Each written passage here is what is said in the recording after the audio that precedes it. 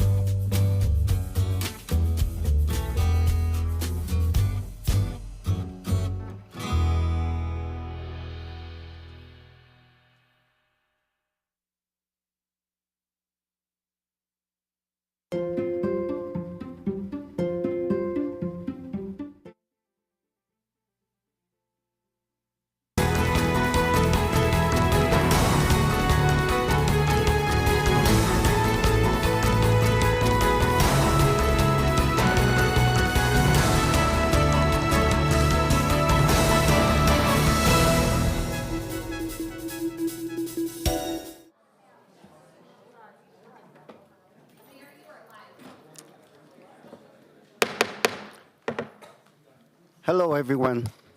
Testing, 1, 2. Testing. What happened? Testing, 1, 2. All right. Thank you. Hello, everyone.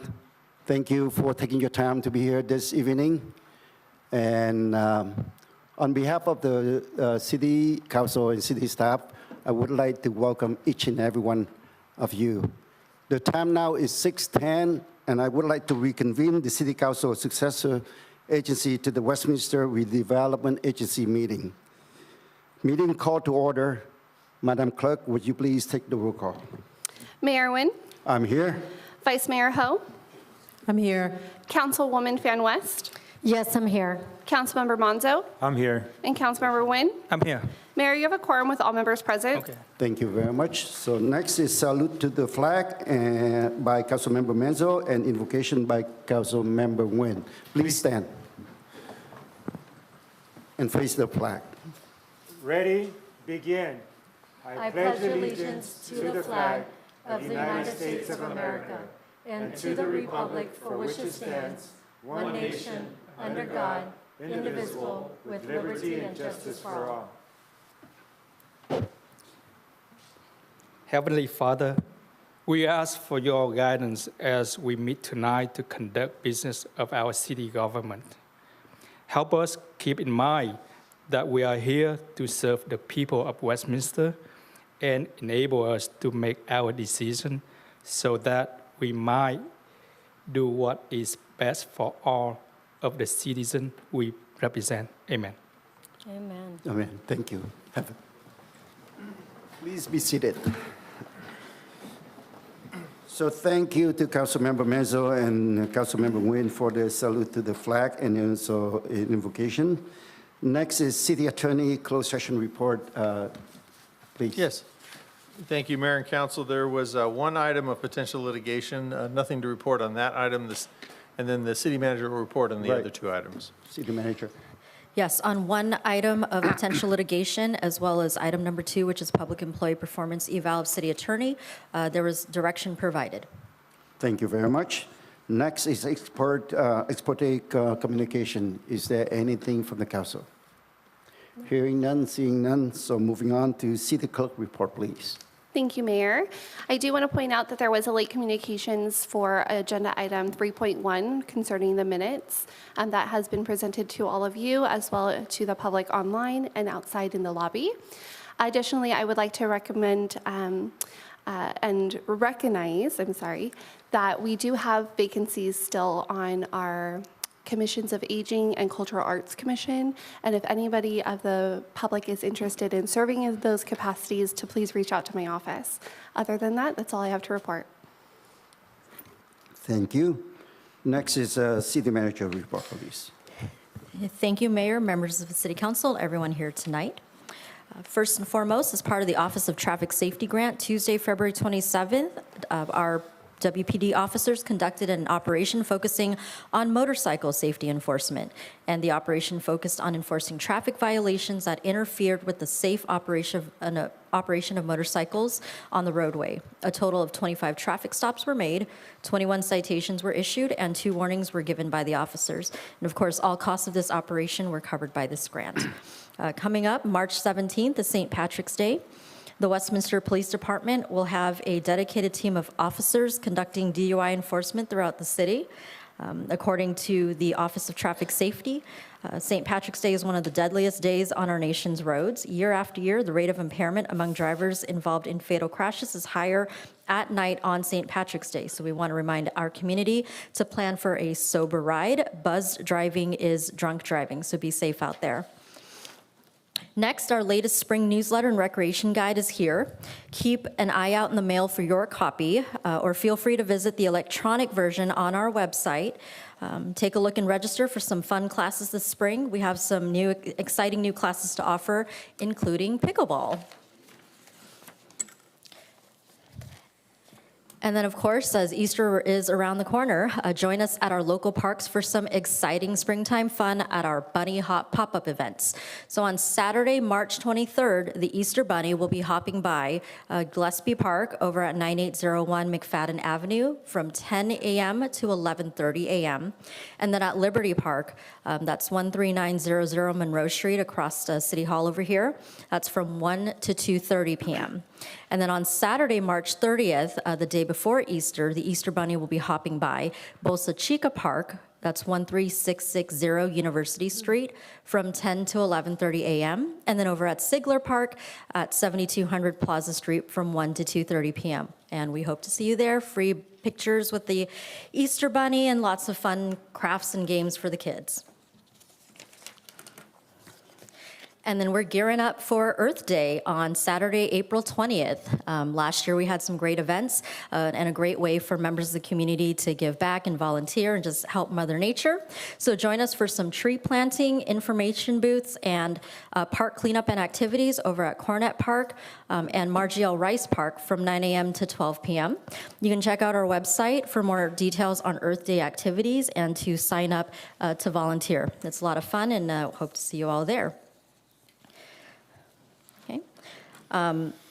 Last but not least, we have community outreach meetings at two upcoming community outreach meetings for our parks. Obviously, whenever we're changing anything related to a park, we want to get your input. So Bolsa Chica Park playground renovation and Westminster Village Park playground with proposed pickleball courts. We have some meetings related to that.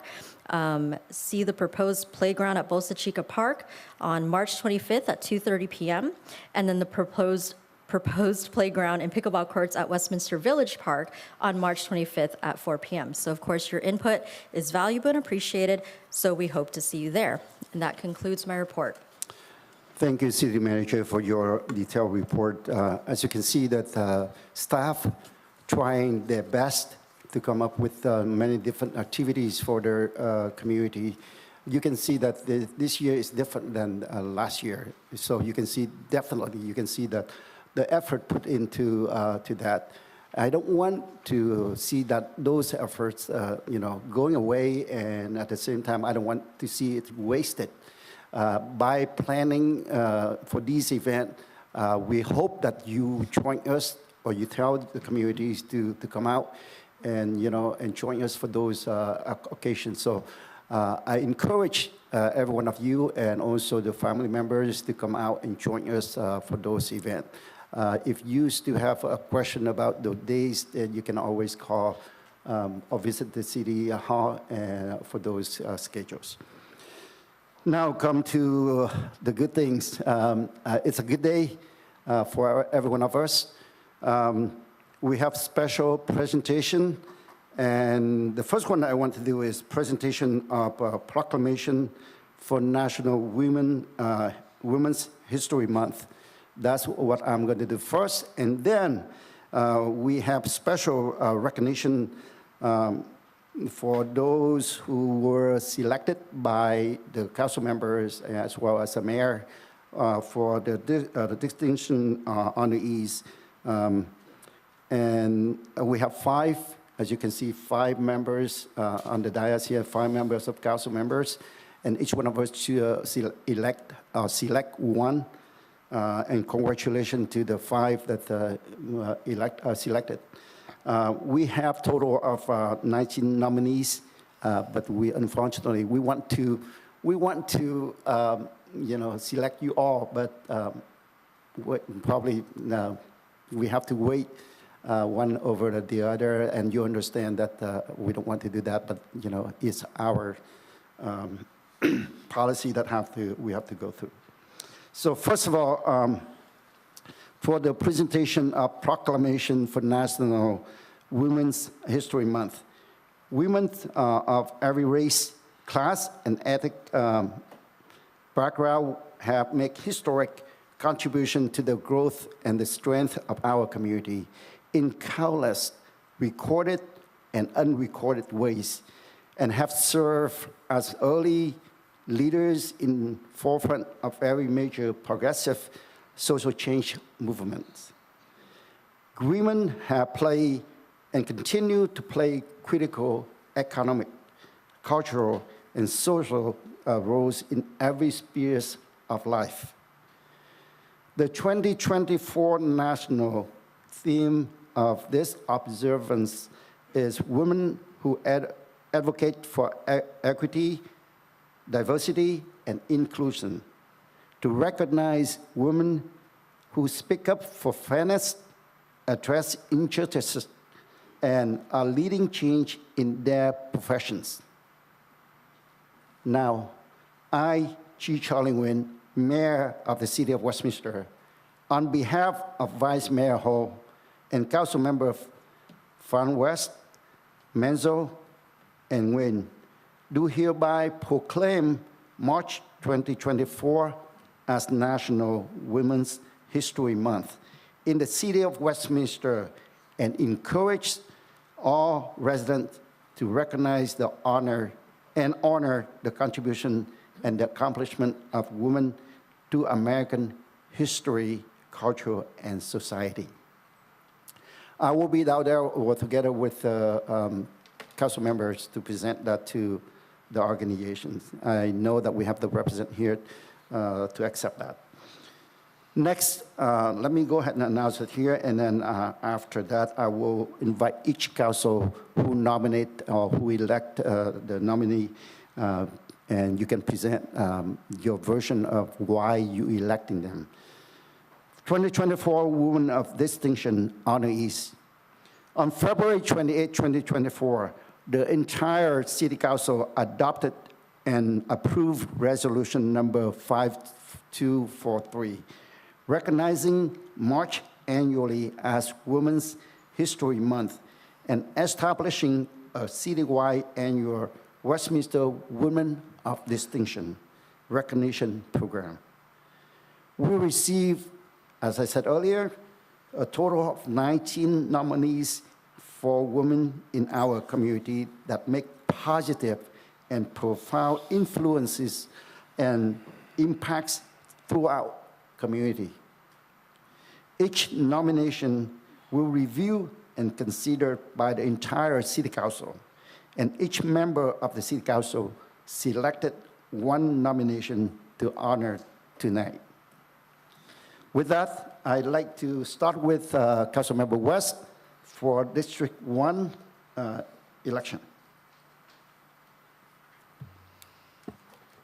Thank you, Mr. Mayor. My nomination was Debbie Ta.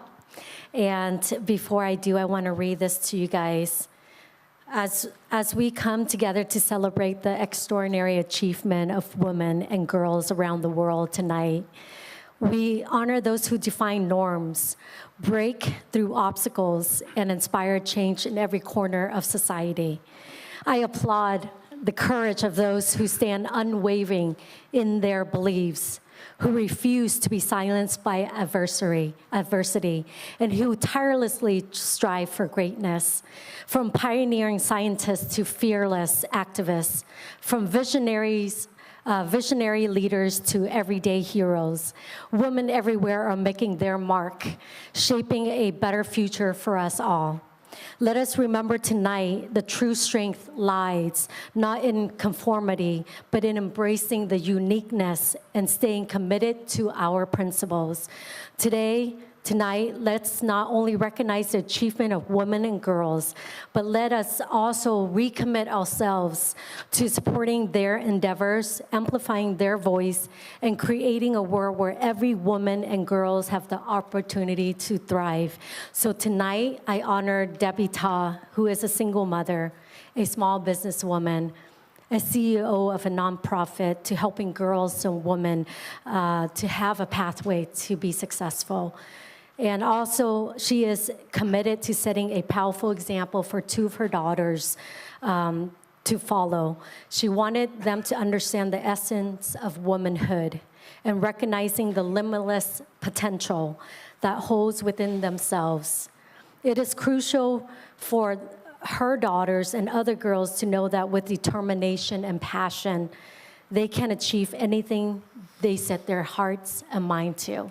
So with that, I want to welcome Debbie Ta now or later? Not later. Later to come up. Thank you.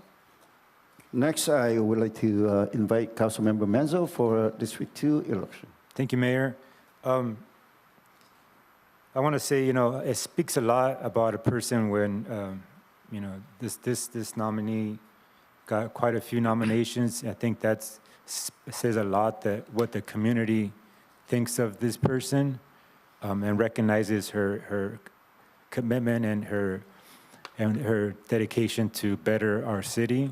So I want to just honor also not just honoring this nominee, but honor the people who nominated her, because I think a lot about them as well. So I want to just read this out loud. So this is one nominee, and I don't know if you mind if I say your name. So this nominee is from Jessica Lostino. So her since moving to Westminster in 2019, Terry Raines has immersed herself in the community and made it her mission to connect residents with their city leadership. She has founded and run this highly popular Westminster Buzz Facebook group, which serves as a virtual information hub. Through this group, Terry shares details of upcoming city council meetings, local news and events, and opportunities for citizens to get involved. Her efforts have empowered countless residents to stay informed and engaged with what's happening in our city. In addition to her online efforts, Terry meets regularly with city leadership to discuss issues impacting Westminster. She acts as a voice for residents, providing feedback to improve policies and services.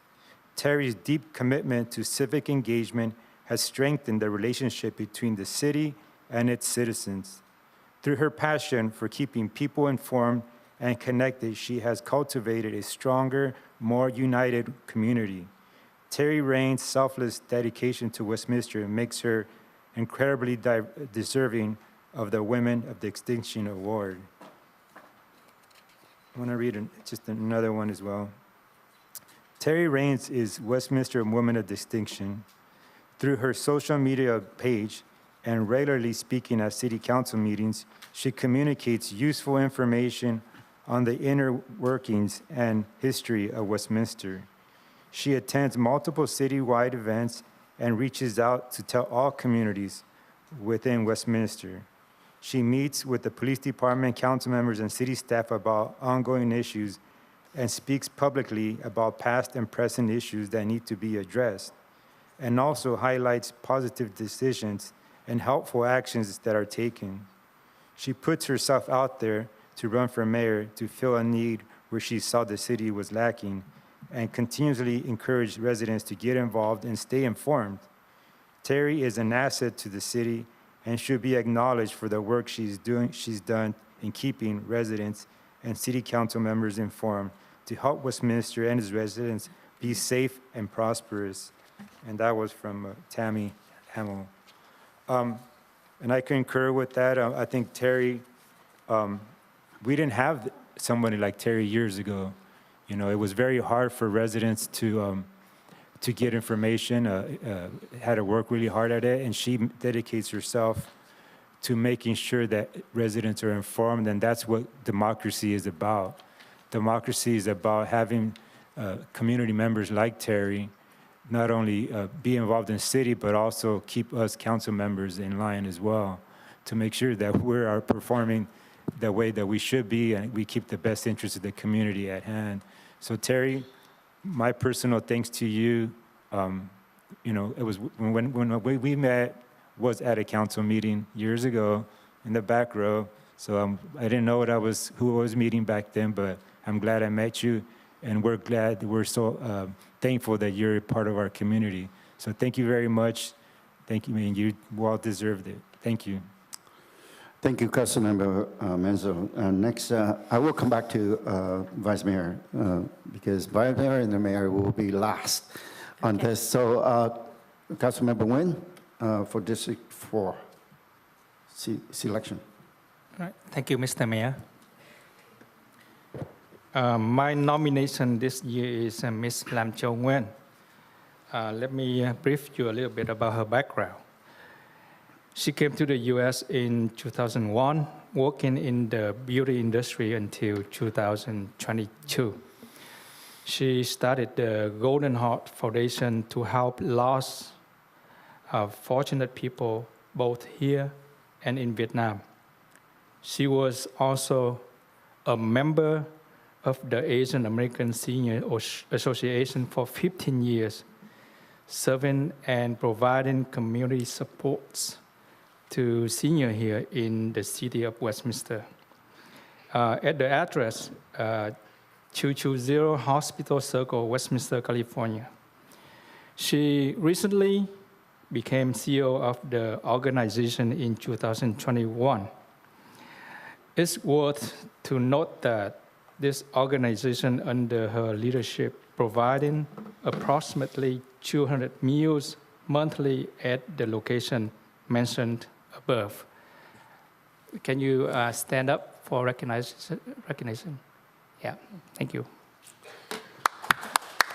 You all will be recognized later on, okay, when we come down to the podium. Next is Vice Mayor Ho, your selection. Thank you, Mayor. By the way, it's the district number 3. Thank you, Mayor. I'm from District 3, and my nominee, my honoree, is Michelle Watkins. Congratulations, Michelle. I was very impressed and very touched when I read your bio, and you were nominated by 2i Fam. As the Senior Executive Director, Leadership, Curriculum, and Instruction of Westminster School District, Ms. Watkins exemplifies a strong dedication to fostering an equitable education system. She has championed the implementation of the Dual Immersion Language Program, the MiVic Dual Language Academy at DeMille, and the Spanish Dual Language Academy at Wilmore. Ms. Watkins embodies exceptional leadership, skillfully implementing, managing, and supporting diverse school programs. Her leadership influence goes beyond program management to actively coaching and supporting school principals and site leadership teams. Her multifaceted approach emphasizes her commitment to creating an inclusive and equitable education environment for all. That's really what I like, is that for all. Congratulations. You are my honoree. Thank you very much. And last but not least, that's my selection as a mayor. So let me talk a little bit about this person, Dr. Elizabeth Vo. Would you please stand for recognition? Okay, we'll recognize you later. Dr. Elizabeth Vo is truly an exceptional individual who has made remarkable contribution to society. Her work and dedication have had a profound impact on the well-being of the people around the world. One of the most inspiring aspects of Dr. Elizabeth Vo's character is her kindness, which serves as a beacon of hope for both the young and old. Her compassionate nature transcends boundaries and resonates with people from all walks of life. In addition to her kindness, Dr. Elizabeth Vo's financial contribution have played a pivotal role in spearheading numerous community projects. Her generosity has helped uplift disadvantaged community and provide them with essential resources and opportunities. So those are 5 recognition of the 2024 Women of Distinction honorees. On behalf, for those of you make it on the list, on behalf of the City Council and city staff, we want to thank you. I know that people who nominate you, even though you don't make it to this year, 2024, Women of Distinction honorees, but I'm sure that you make a much difference in our community. That's why you were nominated for that. So again, I hope that you continue with your effort for the community, and hopefully by next year we have you as one of our honorees for the 2025 Women of Distinction. So at this point here, I would like to invite council members to join me at the podium to recognize the National Women's History Month and the Women's of Distinction honorees.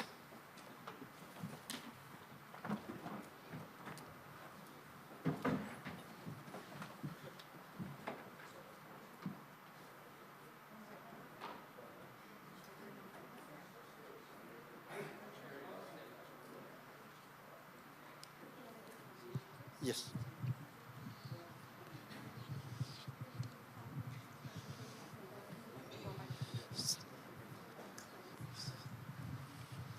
So this is a proclamation, National Women's History Month, March 2024. Whereas women of every race, class, ethnic background have made historic contribution to the growth and strength of our community in countless recorded and unrecorded ways, and have served as early leaders in forefront of every major progressive social change movement. And I read that before, so I'm not going to repeat it again. So at this point here, I would say, now, therefore, Chi Chow-Lin Nguyen, Mayor, I, Chi Chow-Lin Nguyen, Mayor of the City of Westminster, on behalf of the Vice Mayor, Kimberly Ho, and Council members Amy Fan West, Carlos Manzo, and Nam Quan Nguyen, do hereby proclaim March 2024 as National Women's History Month in the City of Westminster, and encourage all residents to recognize and honor the contribution and accomplishment of women to American history, culture, and society.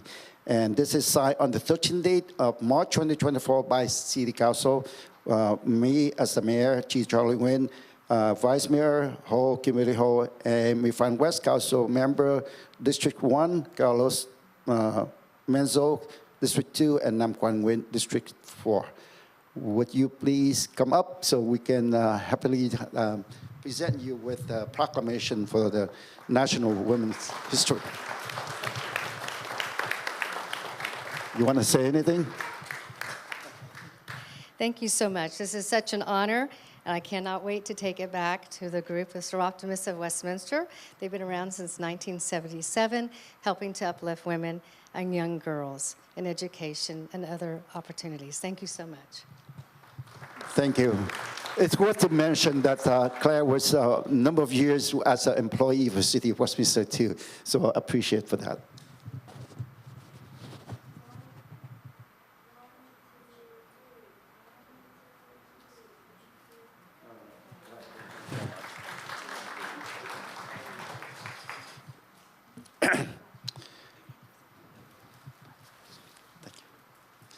Next, I would like to invite Dr. Elizabeth Vo, honored by Mayor Nguyen.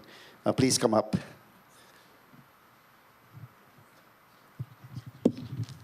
And here is the certificate of recognition presented to Dr. Elizabeth Vo, 2024 Women of Distinction. In recognition of your extraordinary accomplishment and contribution to our Westminster community, and in celebration of National Women's History Month, and signed by this day, 13th day of March, by Chi Chow-Lin Nguyen, Mayor, Kimberly Ho, Vice Mayor, District 3, Amy Fan West, Council Member, District 1, Carlos Manzo, Council Member, District 2, Nam Quan Nguyen, Council Member, District 4. Congratulations.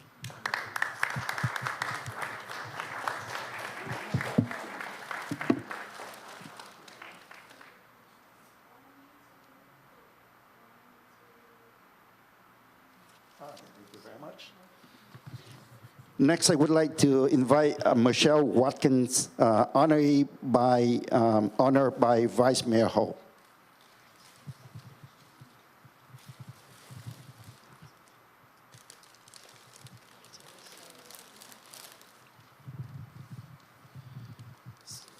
You want to read it? Need my glasses. You read it. Thank you. Okay, so next is the certificate of recognition presented to Michelle Watkins, 2024 Woman of Distinction, in recognition of your extraordinary accomplishment and contribution to our Westminster community and in celebration of National Women History Month. We would like to present you with the certificate of recognition on behalf of the City Council and City of Westminster. Thank you, sir. Congratulations.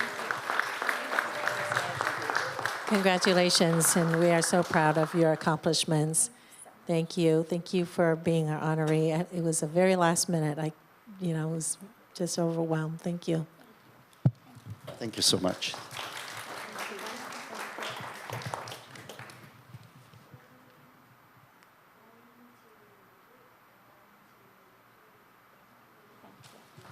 Since I do the reading, I will do the reading all, and then you guys can you give some input later on.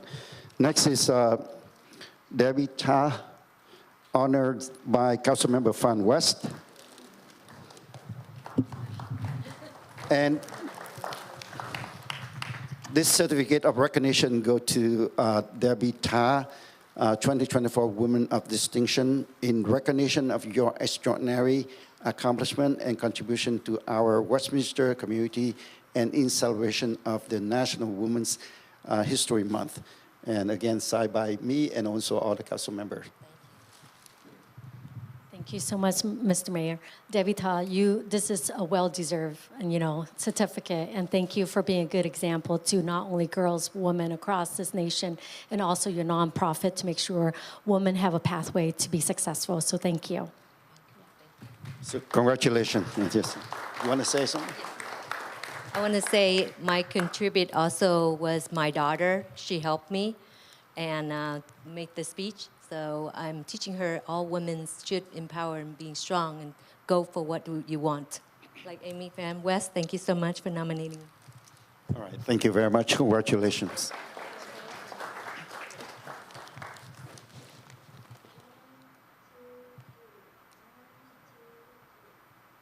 Thank you. Next, I would like to bring up Terry Raines, honored by Councilmember Menzo. Please.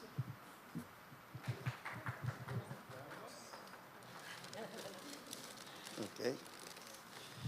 So the certificate of recognition presented to Terry Raines, 2024 Women of Distinction, in recognition of your extraordinary accomplishment and contribution to our Westminster community and in celebration of the National Women's History Month, signed by me and all this council. Congratulations. I forgot to mention, sorry about that we had a lot of great nominees and all well-deserving, and it made it hard, but at the end, I was glad and well-deserving of Terry. Thank you, Terry, again, for myself personally and all our council for what you do. Thank you very much. All right, thank you. Sorry. I just want to thank the fabulous women that nominated me, Devorah, Jessica, Claudia, and Tammy. And also thank you, Councilmember West and Vice Mayor Ho, for bringing this program into our city. And most of all, thank you, Carlos Manzo, for selecting me for this honor. It means the world to me, honestly. Thank you. Thank you so much.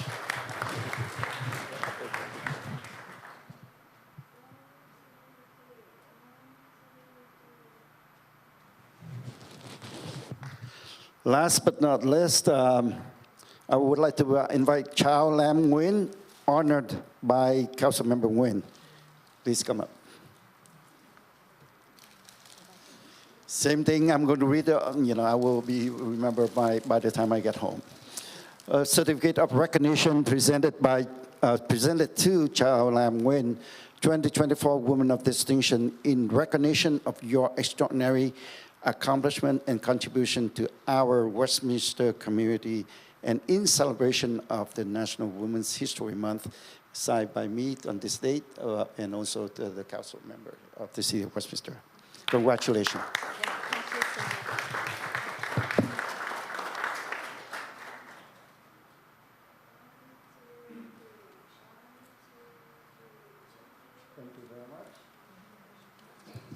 I wish I had more to do it all day not long. Yeah. But,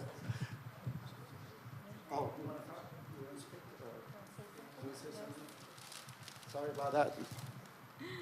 Hi, everybody, and I am honored to be here and to get the 2024 the Woman of the Year.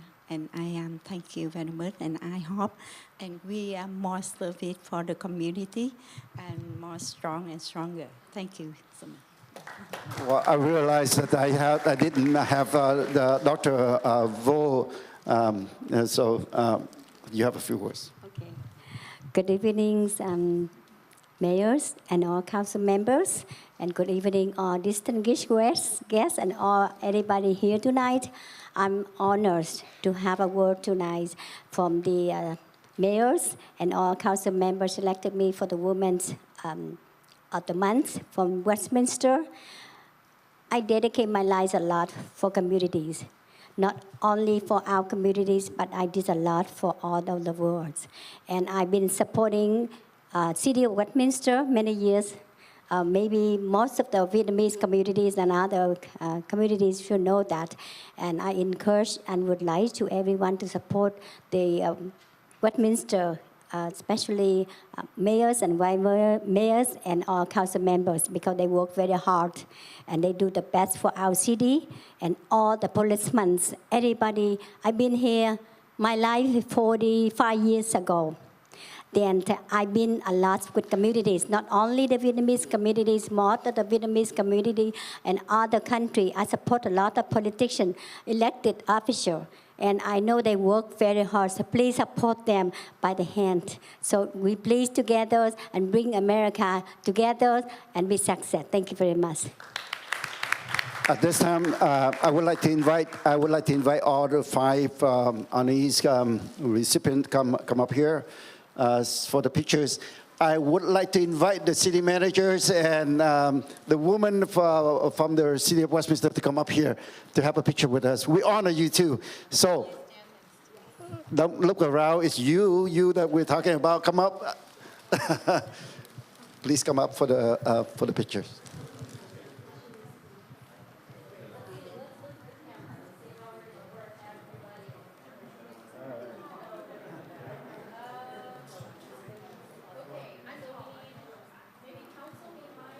Okay, council behind, woman in front. No. Go ahead. Council behind. Yes.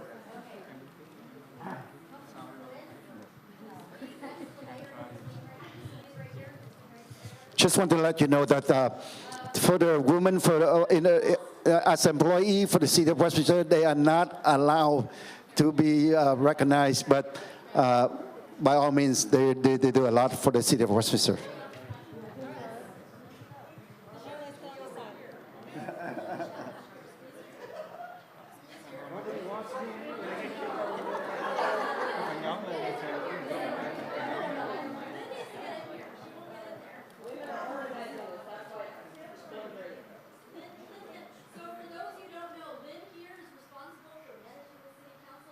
What are you doing there? Come on, come in.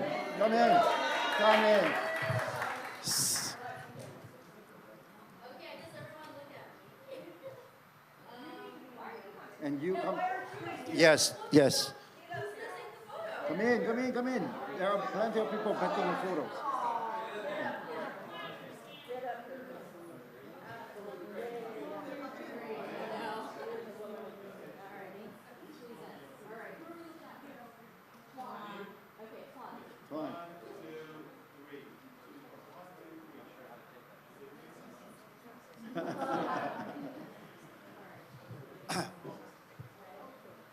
Again, let's put your hand together for all these beautiful women.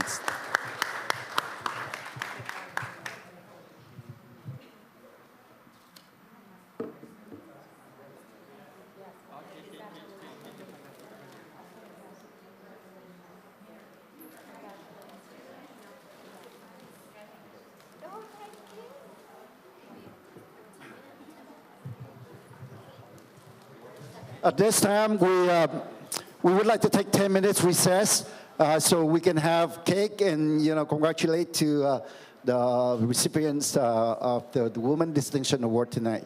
So 10 minutes recess starting from now. We will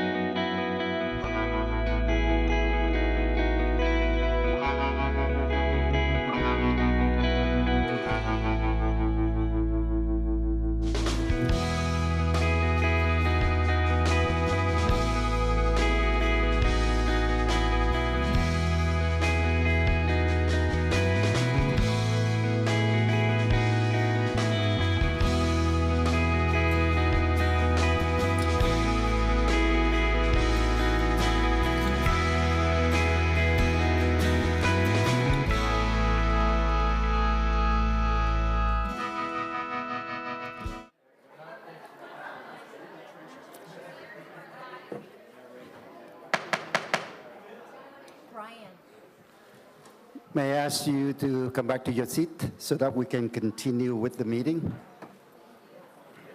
Sorry if, to those of you who haven't finished, but you can take it back to your seat and continue.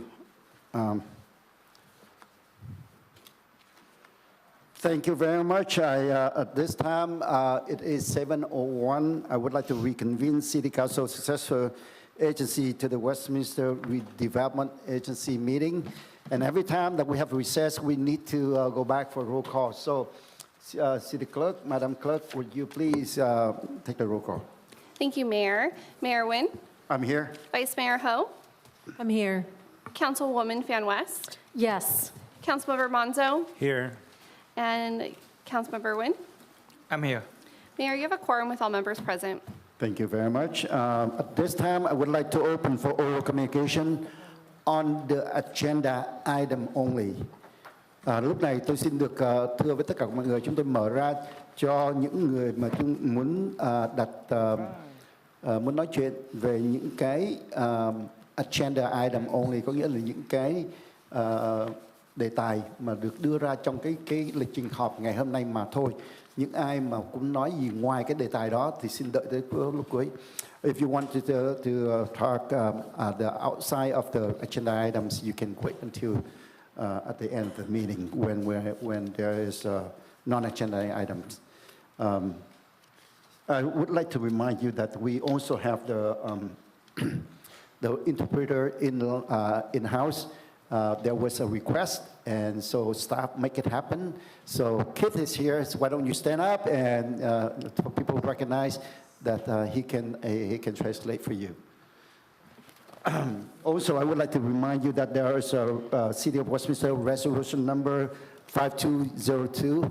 So please, I would like to stand by with the policy that we have. So make sure that, number one, speak on the agenda item only. Number two, that please obey the resolution 5202. If you don't know what that is, I believe it's posted outside. If you have any question, you can also ask staff about it. So at this time, I'd like to have City Clerk, Madam Clerk, go ahead and read the instruction into the record, please, for the oral communication agenda items only. Thank you, Mayor Nguyen. This is the time of the meeting that members of the public may address the City Council regarding any items on the agenda. Unless otherwise extended by a majority vote of the City Council, comments shall be limited to 3 minutes per speaker.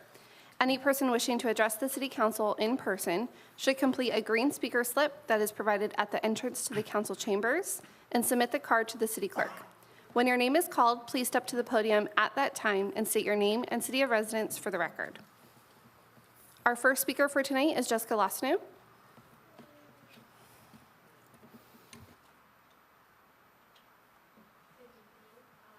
This one? Oh, here we go. Okay. I'm here tonight to share my thoughts on the upcoming Vietnam War Veterans Day celebration scheduled for March 29th.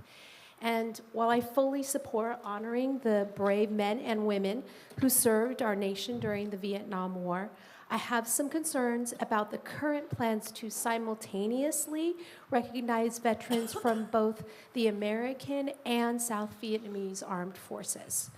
The Vietnam War was a complex conflict in history, and it really challenged our country's unity and resolve in profound ways. American troops faced unimaginable horrors and sacrifices in Vietnam. More than 58,000 U.S. personnel made the ultimate sacrifice, giving their lives to uphold the ideals of democracy and freedom. March 29th has traditionally been a day for us to recognize and reflect on the Americans who served and battled in Vietnam.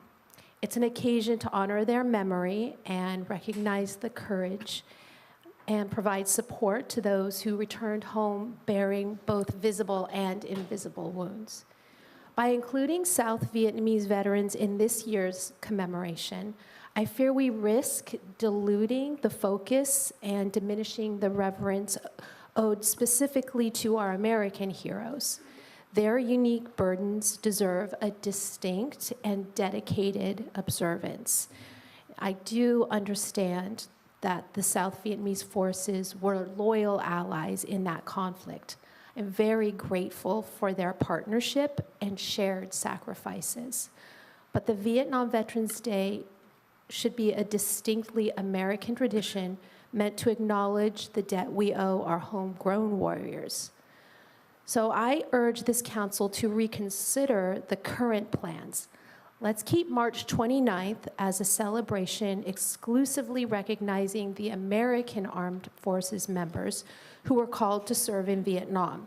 We can explore alternative ways to suitably commemorate the South Vietnamese contributions at another time. For this Vietnam Veterans Day, let's our undivided gratitude and admiration be reserved for our United States troops who so bravely fought during one of our nation's most turbulent chapters. They deserve that singularity of solemn remembrance. Thank you.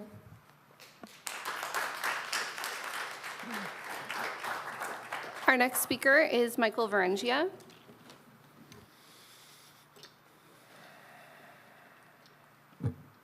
Thank you. First of all, I'd like to thank Council Members Manzo and Ho for putting this on the agenda for this meeting. You already know my feelings on this. March 29th recognizes Welcome Home Vietnam veterans. This isn't for foreign military members.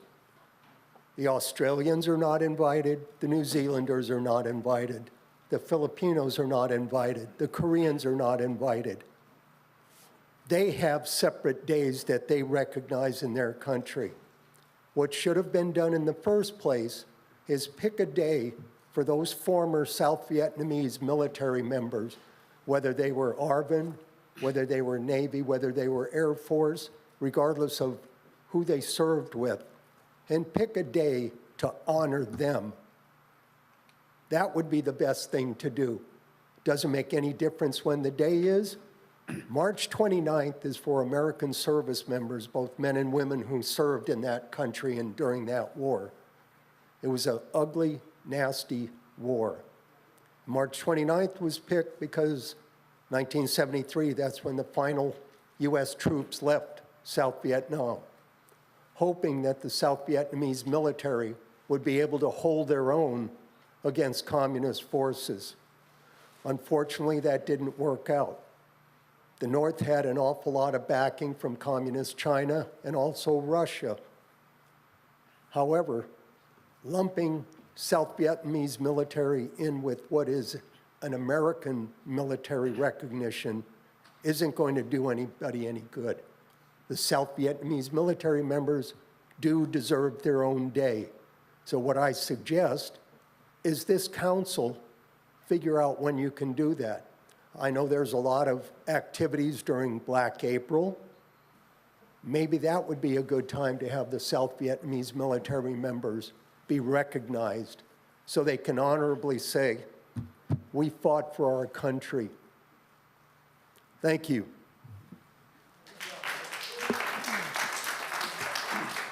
Our next speaker is Conrad Gomez.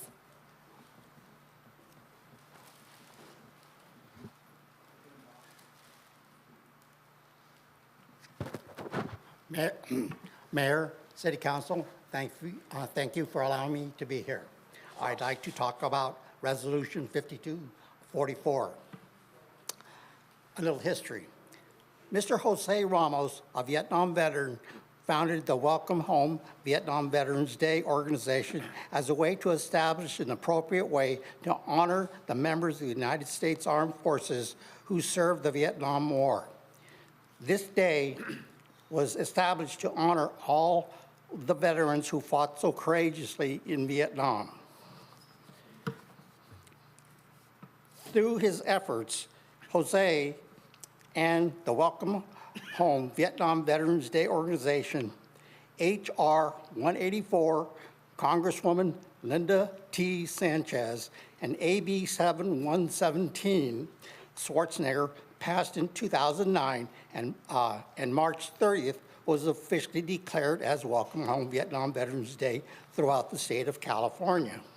That was to be changed later because the final day that the U.S. troops left was the 29th. Now, there's a concern of the Welcome Home Vietnam Veterans Day that is on March 29, 2024. The national holiday is reserved only to U.S. Vietnam veterans, not to South Koreans, Australians, Thailand, Philippines, New Zealand, former South Vietnam. In 2017, the President Trump made it a national holiday as an American Vietnam Veterans Day only and did not include any others. It was once called Welcome Home Vietnam Veterans Appreciation Day. Why do you ask and wonder? Because of the bad treatment that the returning American Vietnam veteran returned from their tour of duty in defense of former South Vietnam. American Vietnam veterans had to endure verbiage such as baby killers, murders, and other terrible terms. Garbage was thrown at them, such as rotten eggs and other food items, rocks being spit on, and even fistfights. And police escorts were needed when they left the airbase or the public airport they landed in. On the military base on American soil, American veterans wore their uniforms on the base. We were warned not to wear our uniforms off the base since we were targets, plus the anti-war movement against the war. That did not hide us because of our haircuts. We had short hair and the civilians had long hair. Not till 1990-91, at the end of the Gulf War, sorry, you want to hear it? The last part just got 2 sentences. Not till the Gulf War. Thank you, sir. Thank you. Okay. Thank you. We get it. Thank you. Our next speaker is Brian Hayman.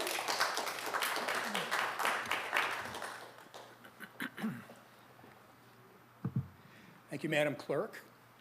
Honorable Mayor Nguyen, Councilpersons West, Monzo, Ho, Nguyen, City Attorney Bettenhausen, and our fine city manager, Ms. Corden. My name is Brian Hayman. I'm a congressional liaison for the American Legion and also a member of the Vietnam Veterans of America, Chapter 756. And you heard from our president just before me. I don't need to repeat his comments. He said it the best. One of the things I would like to share, though, is Congresswoman Steele's statement on her website about the commemorative event, 50th anniversary. Our veterans deserve our thanks and recognition for their service. Unfortunately, many Vietnam veterans did not receive the thanks they deserved when they returned home from war.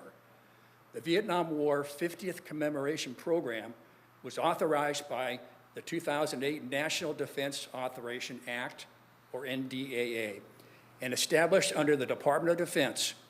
One of the main objectives of this program is to thank and honor these veterans for their selfless service to our nation. All Vietnam veterans who served on active duty in the U.S. Armed Forces from November 1st, 1955 to May 15th, 1975, regardless of location, are eligible for this program. I'd also like to add that I was involved in Operation Baby Lift in 1973 and 1974. Many of you may not know the history of the aftermath of the Vietnam War. Operation Baby Lift transported in C-5 aircraft and C-141 aircraft hundreds of infants from the orphanages in Vietnam to California, and many of them settled in this community. Some of your mothers, fathers, grandmothers, and grandfathers may have been in Operation Baby Lift as an infant on one of those aircraft. I'm so proud of our Vietnamese cohort in this country. They are the most successful cohort of immigrants to ever assimilate into the United States. You all have looked forward, you're educated, you've started businesses, you're raising families, you're professionals. It's so commendable. There is no more successful assimilation of such a large number of immigrants than you Vietnamese.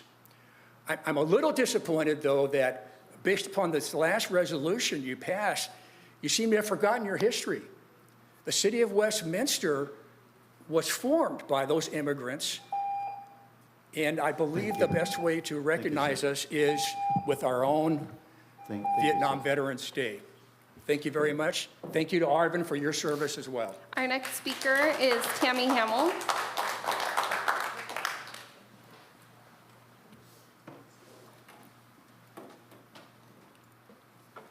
Good evening, Tammy Hamill, Westminster resident. Speaking on 5.2, I also want to thank you, Carlos and Kimberly, for bringing back this issue. I appreciate that you both try to create common ground and compromise with these items that get put on the agenda, but it seems that some of them just use it to get their political promises kept. March 29th, 1973 is the day the last U.S. combat troops departed Vietnam. Also on that day, Operation Homecoming was completed when the last of 591 U.S. prisoners were released and returned to the United States. March 29th is designated as National Vietnam War Veterans Day and is set aside to pay special tribute to the 9 million Americans who served during the Vietnam War era, to the 58,000 names memorialized on the Vietnam Veterans Memorial in Washington, D.C., and to those who never received the recognition they deserve when they returned to America from war. It was not an uncommon scene for returning soldiers to be confronted at airports by protesters carrying signs with anti-war slogans. Now, I may sound upset because I have this anchor from my dad, who was in the Navy and served in Vietnam. He was one of those soldiers that came home to that. A simple Google search by you would have given you this information. But here you are, wasting time, resources, to get your political agenda furthered for no reason but your own selfish gain. All you had to do was look this up. And do not blame it on staff. You tried that before, and we see where that got you. This is on you. You're the one who brought it originally. It has nothing to do with the Vietnamese soldiers. That can be another day. This is for American soldiers. And if you had taken 2 seconds to Google something, it was easily found. And this was from theamericanlegion.org. That's all you had to do. But you don't take the time because you don't care about the history, you don't care about the veterans, you're using their sacrifices and the word veteran for your own political gain. That's all you're doing with it. So I would urge you specifically to vote yes to rescind this. Keep March 29th for American veterans. Pick another day. Don't be weak and abstain like you've done in the past, because this all is on you. The initial waste of time, this waste of time. It should have never been an issue to begin with. Next time, do a simple Google search. Get some information first before you give it to staff. And stop blaming staff, by the way. Stop blaming them for stuff that is on you. We're getting sick of it. I can even see that some of your voters are getting sick of your crap too, as they've been coming here speaking on items that you've brought like this.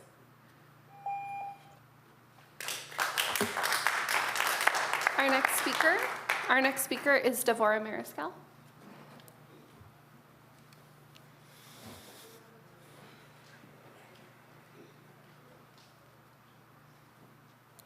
Good evening, Mayor, council members, and staff. Devorah Mariscal, Westminster resident. I am also here to talk about 5.2. I was in high school towards the end of the Vietnam War. My uncle did serve in the mid-60s, I believe. The things that he saw, because he did see active battle, he came back a broken man. He was mentally ill, and the rest of his life was pretty difficult. Some of my high school friends were drafted. They did come back, but they have issues also. And yes, I am that old. For those who gave their life, gave their limbs, came back mentally ill, this day is to respect them. And wanting to include other countries in the day that was set forth for them is disrespectful to them. And I just can't even believe that we're having this conversation. This needs to be rescinded. If you want to have something for, the other countries, that can be a different day, just like everybody else said. I don't have anything new to say from what everybody else said, but my family did participate in that war, and it's an insult to me to take that away from them. Thank you. Our next speaker is Terry Raines.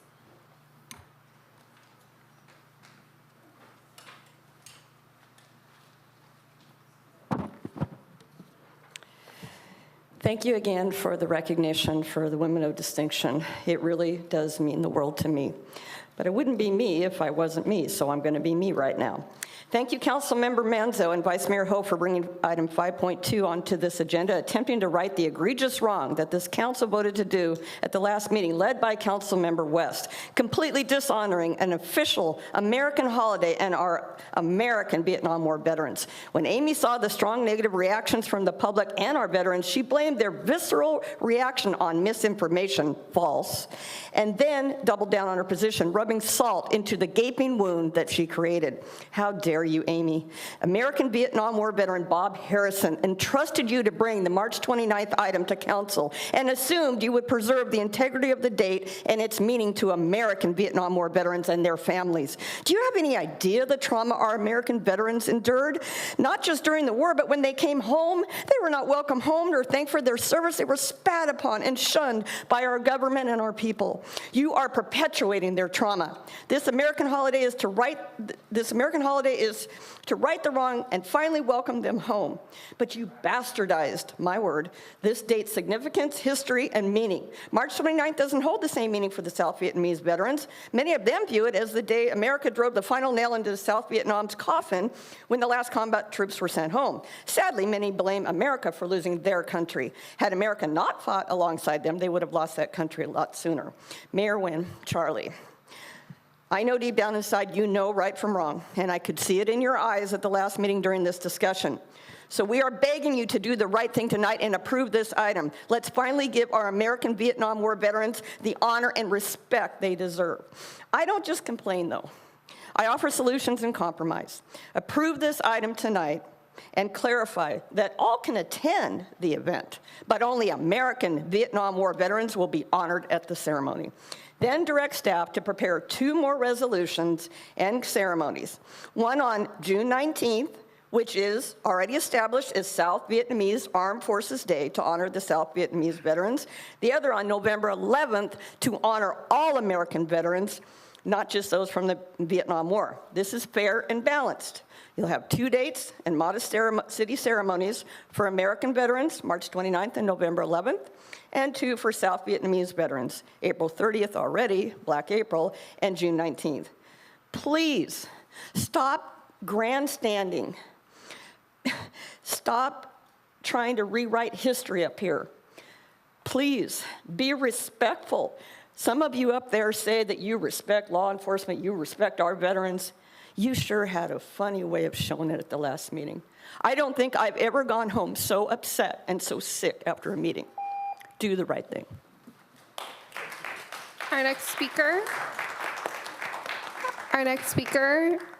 is Camilla Overbeek.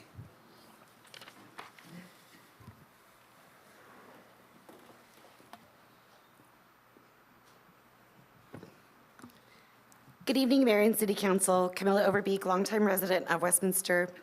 I'm here tonight to address item 5.2.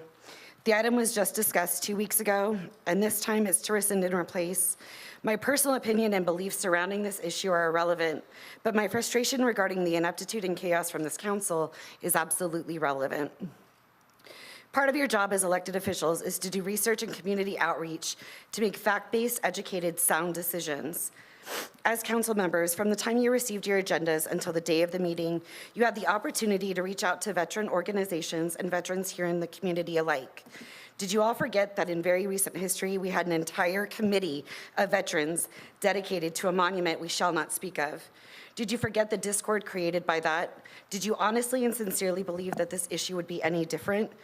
Google is free, and in less than 1 second, I was able to find over 20 veterans organizations that all of you could have reached out to in an effort to guide your decision. You clearly did not. In a matter of 2 hours, I, a mere resident, was capable of reaching out to veterans and active duty service members for their thoughts and feelings. Why couldn't you? Why am I doing your job? Imagine if the city manager, chief, department heads, or staff failed to research before presenting their report and instead stated, I don't want to hurt feelings, so I didn't do my job. Would this council not be outraged and question the competency? Explain to me how this council is not derelict in their duties. You have now wasted staff and the public's time, taxpayer dollars, and more importantly, you've insulted our veterans. Whatever you decide tonight for item 5.2, I ask and urge you to do better moving forward. Your constituents, the residents, and veterans all deserve better. Thank you for your time. Also, Amy, stop cosplaying as a freedom fighter patriot. Our next speaker is Kai Dao.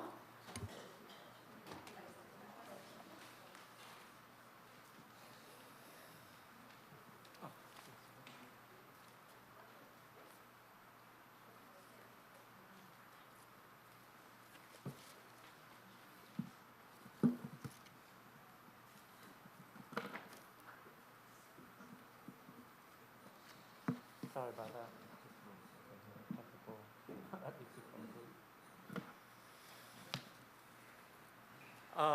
Xin chào tất cả mọi người. Good evening, everyone. Một lần nữa tôi đến đây nói về cái này mà chúng tôi đã nhiều lần nói là những cái trò mèo, và tôi hy vọng là chúng ta không có phải tiếp tục mất thời gian vì những cái trò mèo của quý vị chỉ để kiếm phiếu. Once again, I'm here to talk about an issue that I had so many times brought up.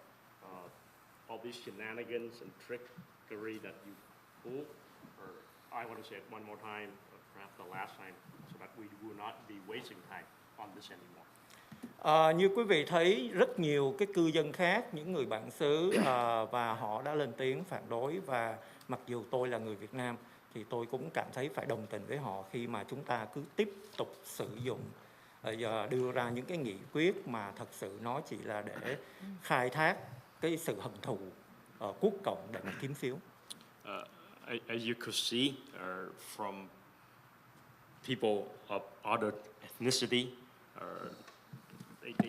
they talk about even though I'm Vietnamese, I still agree with them, and I ask you to stop bringing up these resolutions and things to, talk about communists and non-communist Vietnam trying to gain votes or curry favor for votes.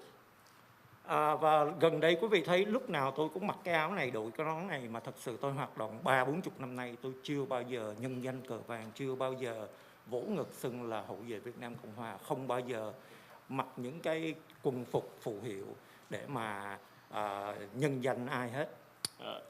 As you can see, very recently that I've been wearing this jacket and this cap because I do not want to say or claim that I'm honoring, a particular South Vietnam or that I am their successor.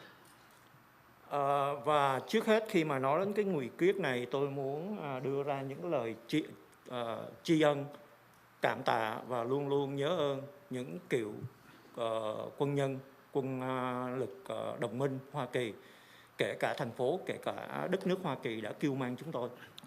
Before I talk about this resolution, I would like to express my gratitude to the Allied force, the U.S. force, and particularly this city and this country that has borne me, provide me with shelter. Và tôi hy vọng là trong tương lai quý vị sẽ không còn thấy những cái trò mèo này tiếp tục tái diễn bởi những người tự xưng là hậu vệ Việt Nam Cộng Hòa, đại diện cho cộng đồng Việt Nam, ngồi trên dais để mà tiếp tục đưa ra những cái nghị quyết mà gần đây họ đã lộ rõ thân phận mà chúng tôi đã nói nhiều lần. Họ là fake, là họ là những người là chỉ là mạo danh hậu vệ Việt Nam Cộng Hòa mà họ không lo cho chuyện của thành phố. Stop cái phần cuối thôi. Tức là they're fake, they're not really care about the yellow flag. They don't really have any ideology. Họ không có quan tâm đến cái cờ vàng, cờ đỏ gì hết. Họ không hề có I'd like for you to adhere to the items, not the flag. Today is not a flag Cái này day. bao tôi đang nói về cái nguyên nhân, ok? So I'm going to ask you to stop for, Talk about the being, agenda item. being fake on claiming that you honor the South Vietnamese flag, while you actually denounce the Vietnamese flag, South Vietnamese flag, and honor the red flag. Và cái kết quả bầu cử sơ bộ đã cho thấy là cử tri Việt Nam và kể cả dòng chính đã thấy rõ được sự thật, đã tẩy chay quý vị không còn có thể tiếp tục sử dụng những cái chiêu trò cái resolution này để mà tiếp tục. He's talking about the. Go ahead and translate that. The primary election results show that you know did your election and show that you should stop pulling all the shenanigans and these wrong claims. Resolution để mà kiếm phiếu. Through these resolutions so that you could get more votes. Clearly, you see that is not related to the agenda item. And I'm not going to allow you to go any more if you continue to do that way. So go with the agenda item. Mr. City Attorney, what I'm trying to go and add, this is about resolution. It has to do with Vietnam War, right? What to do with yellow flag? And I said, everybody's been sick and tired of them using this issue for their gain, for their votes. Okay. How come it? Stop the clock. Just stop the clock quickly. If it in any way remotely relates to the agenda item, we should let him continue to speak. If it in any way remotely. Is it remoted? He's talking about resolutions and not bringing resolutions, and that arguably includes what. What about the yellow and red flags, or does it do anything? I would just encourage the speaker to try to focus it on what's on the agenda. That's all I want. Let's not get into an argument. That's all I want. Thank you. Start your time. Sir, if he's too stupid to understand it, it's not my fault. I'm not violating any rule. If he's stupid, that's his problem. Yeah. Thì một lần nữa tôi nói là cái kết quả bầu cử sơ bộ, ông Trần Thái Văn đã thua một cách thảm bại nhục nhã, mà ông Trần Thái Văn là bố già của họ, thì chứng minh là cái trò mèo này không còn hiếu hiệu nữa.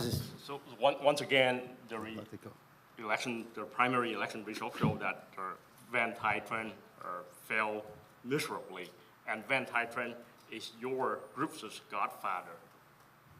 Thành ra một lần nữa, lần trước tôi đã nói những cái trò mèo này nên được chấm dứt, không còn hiệu quả nữa, bịp bợm, tham nhũng, bè phái nên chấm dứt. So once again, like I said before, stop your shenanigans, all these lies, all these trickery, and also corruption. Thank you very much. Thank you very much. Our next speaker is Tim Hogan.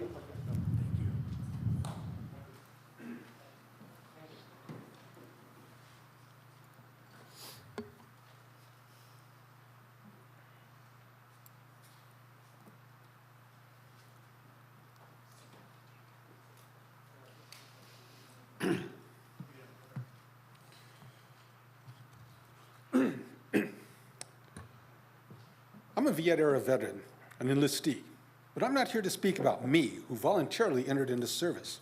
I rise instead to give voice to the many draftees impressed into service, among them many of my friends and a few of my cousins. From what I've heard from this day as the past few weeks, I don't believe some of you understand how incredibly divisive this war proved for my generation, or this nation for the last 4 decades of the 20th century. It was incredibly unpopular, and it has torn our nation apart. As it tore our nation apart, its cost became astronomical, so high many ambitious domestic programs floundered, which only increased our polarization.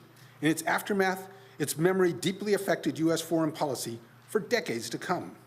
Over 9 years, almost 2 million men were drafted to serve in Vietnam.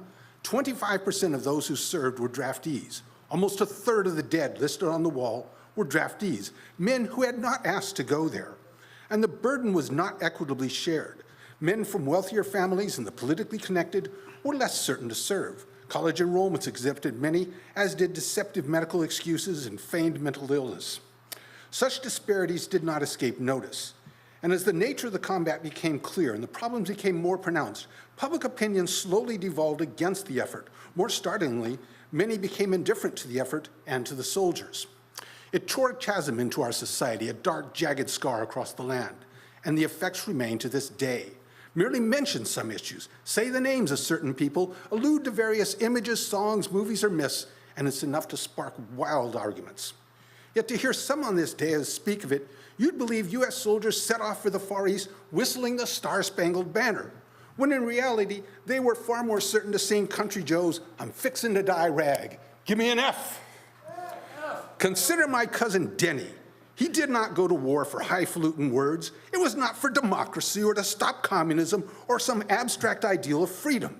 No, Denny went to war for a concrete concept of freedom, freedom specifically for himself. He did not want to go to jail, which was his option should he refuse induction. That is what motivated some, if not many, of our inductees. The March 29 observance is meant as much to heal as it is to honor. Its intent is to bring the nation together, to bind up the wounds of our division and promote the healthy reintegration of us all.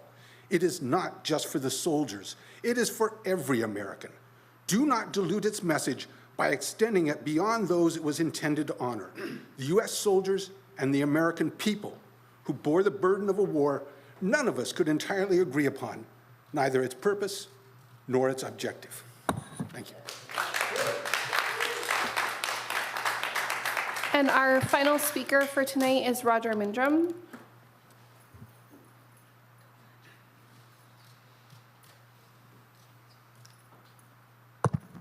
Good evening, Roger Mindrum, resident of Westminster.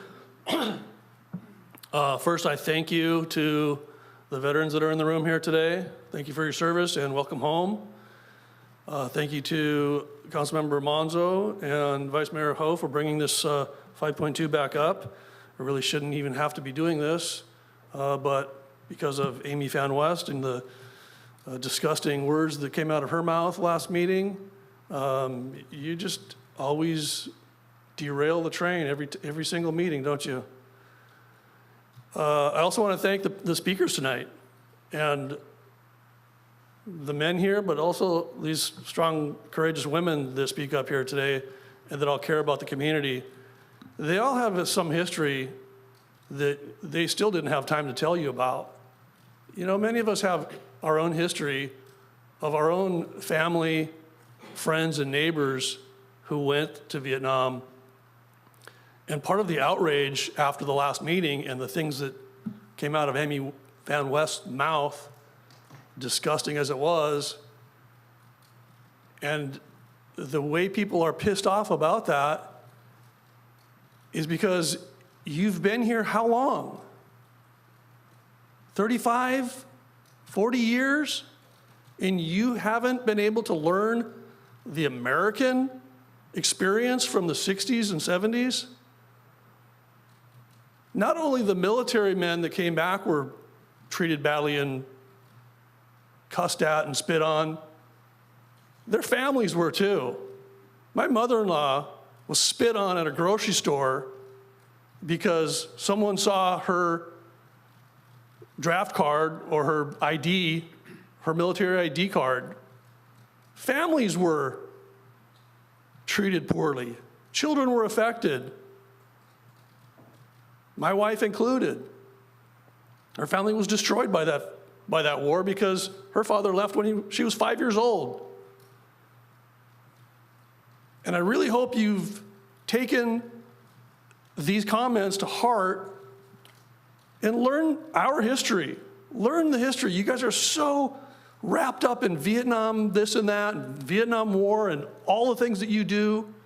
Learn the American experience enlighten yourselves on what happened here. Not only the anti-war sentiments that happened, which are legitimate in itself too, but the way people were treated.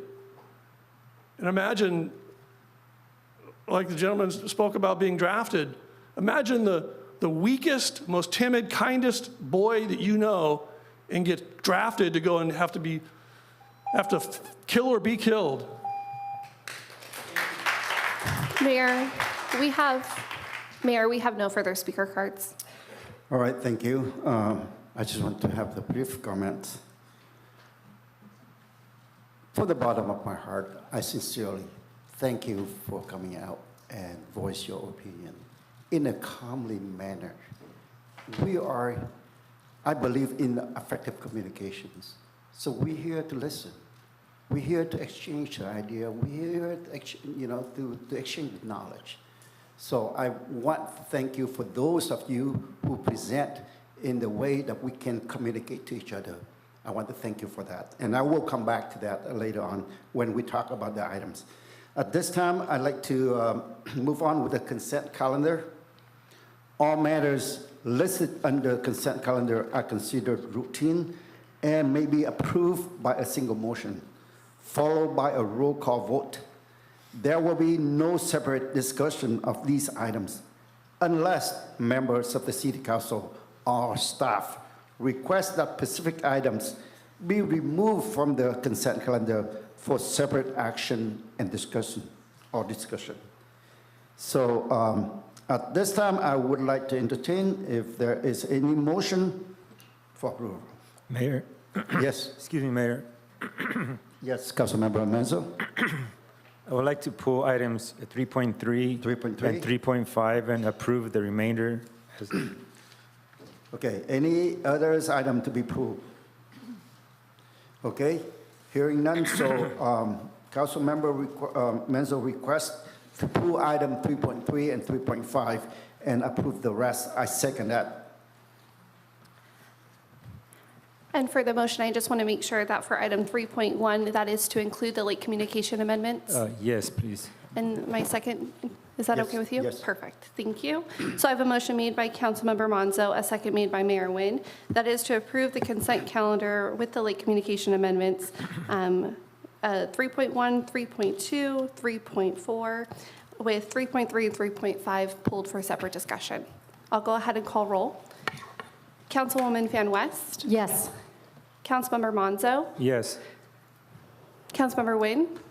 Yes. Vice Mayor Ho? Yes. And Mayor Nguyen. Yes. Motion carried 5-0.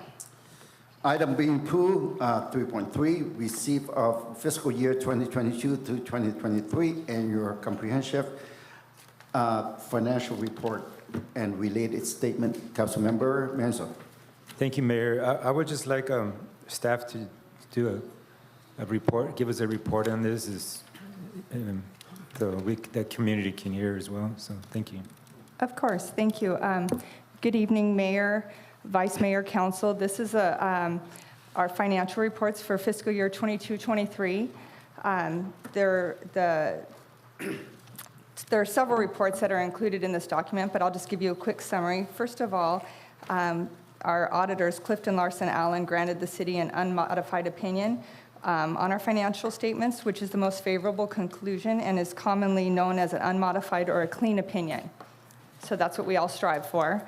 But in summary, the general fund had $73 million in revenue and $63 million in expenditures. We ended up with a $203,000 deficit for the year, and our ending fund balance was $37.9 million. Of that $37.9 million, $26.1 million of our fund balance is unassigned. And let's see, our revenues increased by $3.3 million. The year included 3 quarters of our transaction use tax revenue, 2 of Measure SS, which expired in December of 22, and 1 quarter of Measure Y. The total received was $12.4 million. Expenses increased by $2.8 million, and 74% of our expenditures in the general fund were on public safety, 8% on public works, 8% on general government, 6% community development, and 4% community services. Let's see, our enterprise fund ended the year with a $2.2 million gain. And let's see, we had 13.2 million spent in capital projects.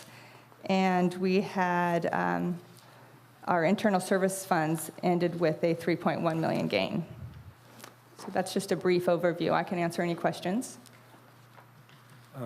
Thank you. Is there any areas that you see that we need to work on, as an agency to improve on? As far as our financial statements, we, like I mentioned, we had the unmodified opinion, so that means that we meet all of our internal controls, and the auditors didn't have anything that they wanted to point out, so that's really good. We've had that for 2 years, and we're really proud of that. So as far as this goes, I don't think so. I mean, we still strive to be transparent and continue to follow all of the policies that the council sets and that our GAP recommends. And as far as our annual expenses, I mean, obviously we've talked about it in the past where we're coming this June that we're going to need to pull from our reserve to balance our budget, correct? That's correct. That's for our current fiscal year, and we're working on a mid-year report that we're going to bring back to the council in the next couple meetings to give you an idea of where we are and where we're projected to end for the current fiscal year. This is last year. We did have a projected deficit bigger than what we actually ended up coming up with, but we did end negative. It was our first negative balance in several years. I want to say 4 or 5, but it was only 200,000, so that was good. Part of that is our expenses are low because we have a lot of unfunded positions. Some revenues came in better than we expected. We are lucky and we got Measure Y, so that helped. Okay. I appreciate that. I just wanted to make sure that we give the community an opportunity to listen to the report. So thank you. Okay. Any motion? Motion to approve? I second. I have a motion made by Councilmember Monzo, a second made by Vice Mayor Ho. That is to accept the financial reports for the fiscal year ended June 30, 2023. I'll go ahead and call roll. Councilwoman Fan West. Yes. Councilmember Monzo. Yes. Councilmember Nguyen. Yes. Vice Mayor Ho. Yes. And Mayor Nguyen. Yes. Motion carried 5-0. The next item being pulled from consent calendar is 3.5, adoption of plans and specification and authorization to solicit construction bids for the Garden Grove Boulevard Street Improvements projects from Edwards Street to Beach Boulevard, project plan number P-2563. Councilmember Meza. Thank you, Mayor.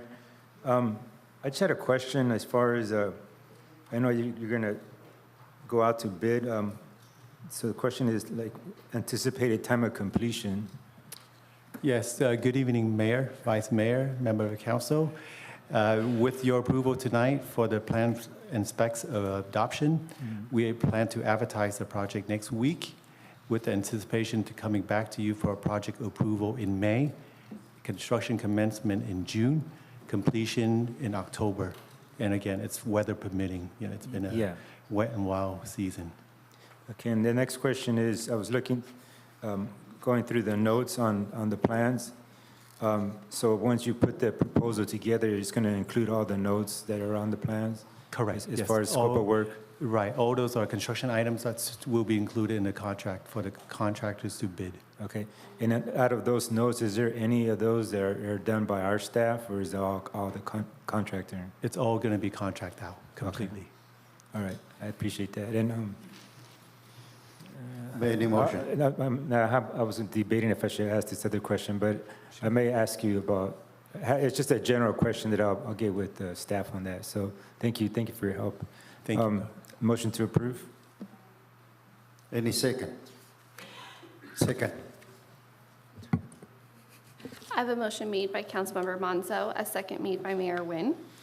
That is to approve the plans and specifications for the Garden Grove Boulevard Street Improvements Project from Edwards Street to Beach Boulevard, P2563, and authorize the Public Works Director, City Engineer, to approve minor modifications to the plans and specifications to accommodate requested revisions from public safety and utility agencies, and authorize the Public Works Department to advertise and solicit construction bids for said project. I'll go ahead and call roll. Councilwoman Fan West, Yes. Councilmember Monzo, Yes. Councilmember Nguyen, Yes. Vice Mayor Ho, Yes. and Mayor Nguyen. Yes. Motion carried 5-0. Next is regular business. Resolution approving exception to the 180-day waiting period to hire the CalPERS retired annuitant in accordance with the government code section 7522.56 and 21224 or 21224. This, I'd like to, is there a sub report for this? Yes, please. Good evening, Mayor and City Council. So this recommendation is based on the fact that we are looking to bring back a retired annuitant, Officer Steve Eifert. He has been with the organization for over 20 years, and he retired in December. The way that CalPERS works is we can make individuals what's called a retired annuitant, so they can return back to work for us, but there's usually a 180-day waiting period with very few exceptions. We are asking to waive that exception so that we can bring him back immediately to work in our 911 dispatch unit, which is in critical need of support. Okay, is there any questions? My question to you is that, can you prove the need to have him coming back? So we currently have 3 people in training, and those 3 individuals are not considered part of our staff count because they're still in training and they can't work independently. We also have multiple people who are on leave at any given time. And so it's a 24-hour operation. We run it bare bones as it is, and anytime somebody is not available to work, we are unable to provide, we may be unable to provide the services as quickly as we would like to. Chief. And Mayor, if I may, just to add a little to what the HR director is saying, yeah, we're at critical numbers in staffing in there. While we have 3 in training, which will help when they're out of training, but training in there takes a long time because it is a very technical job. We're down to 9 dispatchers when we should have 14. We currently are having officers help, and we're also using a large amount of overtime to backfill the positions because we have minimum numbers to put into dispatch. For a 24-hour period, we need 6 dispatchers. And remember, our total number is 9 that we have right now, and that's 6 for every 24 hours, 7 days a week. Bringing this annuitant back, he is a trained police officer and a trained dispatcher, so we'll be able to put him in there and he's plug and play ready. So that is why we're trying to speed things up. In addition to the 9, we have, I believe, 2 that are going to be going out long-term on FMLSA leave, putting us in even more of a critical need for dispatchers. I appreciate for your justification on that, but I just want to make sure that we don't start with something and then this continue to go this way. Do you foresee of any more of these coming up in the future? With the hiring efforts we're doing, I don't see too much of this. We're in a unique situation. Not too many police officers are dual trained with dispatching. He's one of the few. We do have a few more, but none of the others that I know are in a position to retire. If they were, we'd be before you trying to get them as well because we have the need. So I don't see it in the future unless there is a retirement or 2 that I'm not aware of that they're going to retire soon, but no one has informed the department of that. So this is just a unique exception? Okay. For now, yes, sir. Mr. Mayor, I have a question. Yes, please.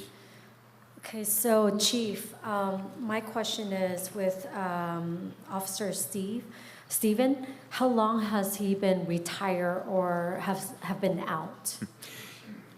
Officer Eifert retired, I believe, in December. We immediately asked him if he would be interested in being a dispatcher or fulfilling the role of dispatcher. He was interested and agreed to that. Unfortunately, with PERS rules, we had to wait 180 days. But as we get closer and closer to having more of a shortage with dispatchers being out, like I previously described, we need them sooner. So we are working with PERS. The HR director is working with PERS. And if council approves this on an emergency basis, we should be able to bring him back within a few weeks. Perfect. Okay, thank you so much. Right. I have a question, Mayor. Yes, please. Chief, do we have to do this for other positions as well? Or and the 180-day, is that typical? Do you want to take this one? Yeah. Okay. So typically when someone retires, they have to stay retired for 6 months before they can pursue retired annuitants. So if we did not have this need and he came back in 6 months, we wouldn't really be having this conversation. So there are certain jobs that are exempt. If he was going back as a police officer, we wouldn't need to ask for this Okay. exemption. So it's on a case-by-case basis. This is not considered one of those exempted type jobs, and so that is why we're particularly asking for this one. And every time we want to ask for this exemption, we come back for that particular individual. Yeah, that was my question. So if you came back in the same position, you don't have to wait the 180 days? Correct. As a sworn police officer, the 180-day is waived. Okay, so thank you. Thank you. Any other questions from the council member? Motion to approve. Second. I have a motion made by Councilmember Monzo, a second made by Mayor Nguyen. That is to adopt a resolution entitled, "A Resolution of the Mayor and City Council of the City of Westminster, California, approving exception to the CalPERS 180-day wait period." I'll go ahead and call roll. Councilwoman Van West, Yes. Councilmember Monzo, Yes. Councilmember Nguyen, Yes. Vice Mayor Ho, Yes. and Mayor Nguyen. Yes. Motion carried 5-0. Next item is 5.2, resolution rescinding and replacing resolution number 5244, designating March 29 annually as Vietnam War Veterans Day, and establishing a recognition ceremony at Sid Goldstein Freedom Park. This item brought up by or introduced by Council Member Menzo and seconded by Council Member Ho. Am I correct? Yes, yes. Okay, Mayor. all right, Yes, so Right. with that, I'd like to start with Council Member Menzo, please. Yes, thank you, Mayor. First of all, let me say this. After that last meeting, I was really upset at myself. I went home and I couldn't sleep, and so I want to, I kept going over and over in my head how I didn't stay true to myself, standing up to what I believe in, and also I didn't stand up for our American veterans. So I really sincerely want to apologize for that. I knew that what was right, and I chose to not argue strongly enough for what I believed in. So I'm so sorry about that. This March 29th, we all here on the council heard a lot of the speakers, what they told us about the history about March 29th and their own personal experiences. A lot of veterans fought for many years for this day. It took a lot of effort to get this day recognized by our country. So that took a lot. Finally, after so much effort from them, our President of the United States signed the bill to make it a national American holiday. And for us to change that be a very dishonorable thing to do. So I think last thing we want to do is dishonor the men and the women and their families who sacrificed so much for the country of Vietnam and for us here in America. And they paid a big price for that. And they're still paying a big price for that. Every day it's a challenge. They all came back with some visible wounds and some not visible wounds. And we all have here in America, we all know somebody or have a family member who served in Vietnam. And we lived through that. I did growing up. I lived through, I knew people who served, men who served, and also knew the challenges that they were facing just to get through each and every day. And remember, they fought for this to be a U.S. Armed Forces Day, to celebrate them. And they're also, to diminish that day, it'd be, I don't want to do that, and we've also heard that there is a day that's significant with Vietnam veterans, Vietnam service members, Vietnamese service members, and from what I understand, there is its date, and I keep hearing the date of June 19th, which is Veterans of the Republic of Vietnam Armed Forces Day. So let's not dishonor them by marrying two different days together. Let's do the right thing, and have, if that's a day that council agrees with, or we can come back at a different time and do some further research or some further discussions for that. If that is a day that is significant for them, then let's choose that day. I just think that we need to celebrate them, honor them by doing the right thing and not changing history and not changing American national holiday. So we don't want to be doing that. And just for the sake of confusion, I would suggest that we change the name of the resolution to say March 29th as American Vietnam War Veterans Day. So that is my comments, and that would be my motion. So I'd like to hear from next Vice Mayor Ho. So thank you. Thank you very much.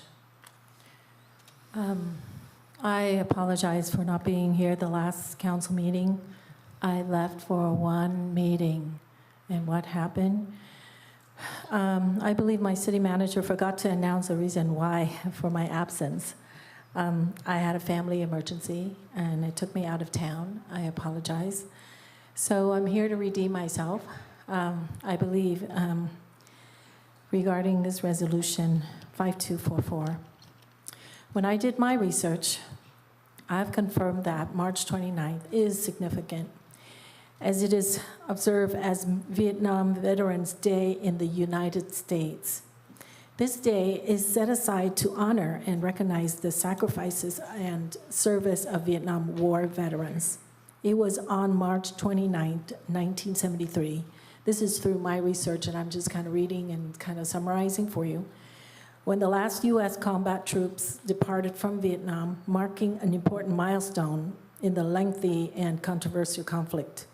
Additionally, on this day, the Military Assistance Command Vietnam was disestablished. The recognition of this date aims to offer Vietnam veterans the respect and gratitude that many felt was not sufficiently provided upon their return from the war. Well, I personally would like our council to honor them separately, to give each a special day. So the Vietnam veterans and the Vietnam American veterans, war veterans. So, for us, I'd like to honor both. They're equal, but different sacrifices and service. So that's the reason why I want two separate days. Okay, otherwise you're not honoring. You're just kind of throwing everything on the wall and you're just going to say, hey, I'm just going to celebrate that day and celebrate everybody's birthday on one day. So when I think about, we all think about birthday. Recently, I bring it home a little bit. One of my friends who had a baby right on December 26th, she made it clear that she wasn't going to celebrate Christmas and the baby's birthday. She wanted the baby to feel special. So it was going to be Christmas on the 25th and the baby's birthday on the 26th. So that's kind of how I felt, is that if we're going to honor someone, we must have a reason, and we need to do that, separate the reasons why we honor each group. Shall I say the Vietnamese American vets and the Vietnamese veterans are two different groups. And besides, March 29th is when the U.S. veterans left Vietnam. But the Vietnamese veterans didn't leave Vietnam on March 29th. They were still fighting. So why would we celebrate March 29th? For convenience? I'm not sure if it's convenient, because we celebrate all year long. You know, you ask my community service department over here, they celebrate, they have a party almost every week. And so, which is, you know, good. It's really good. I'm just saying that it's not like we only have a party or two a year. So my recommendation is that, number one, keep March 29th to honor the Vietnam War veterans, American veterans, to be consistent with the national celebration of March 29th as the Vietnam Veterans Day. Number two, I also had to think about this one carefully, and I'm only recommending to my council that we choose June 19th. And we understand that June 19th, April 30th was, you know, thrown out there, those two dates. But I really think that June 19th is a better fit day to celebrate the Republic of Vietnam Day. And take that day, the Republic of Vietnam Day, to celebrate the Vietnamese veterans and to honor them. So that's what I recommend our council to do. Let's not spend too much time on this subject. And it is so clear that we got to separate those two celebrations to honor two separate groups, because they are two separate groups. So I concur. So I would be your second. So, And then yes. I would add that we celebrate June 19th for Vietnam veterans. I wouldn't Thank you. make that motion, Mayor, but if I want to hear from all council on this. You made a motion, though. I just Make said- a motion, okay, I make a motion to approve that. Okay. We're still in yeah. the discussion, so, you know, we're still discussing. I want to hear from all the council members. I'd like to ask council member, I was about to go first, but then let's hear from council member West first. Thank you, Mr. Mayor. I appreciate that. So I felt like there's a misunderstanding, so I want to provide clarification on my Resolution 5244 to emphasize the intent of my Resolution 5244. It was never to replace Welcome Home Vietnam War veteran, but rather it is purpose to complement this important day by extending recognition to all Vietnamese war veterans within our community, City of Westminster. Because Westminster holds a unique place in the heart of those who served during the Vietnam War. With a significant population of the Vietnam War veteran residing and visiting our city, through Resolution 5244, we will honor our Vietnam War veteran on March 27. It was not for the 29th, if you look at the resolution. We aim to honor the brave men and women who selflessly and valiantly served during the really harsh period of history.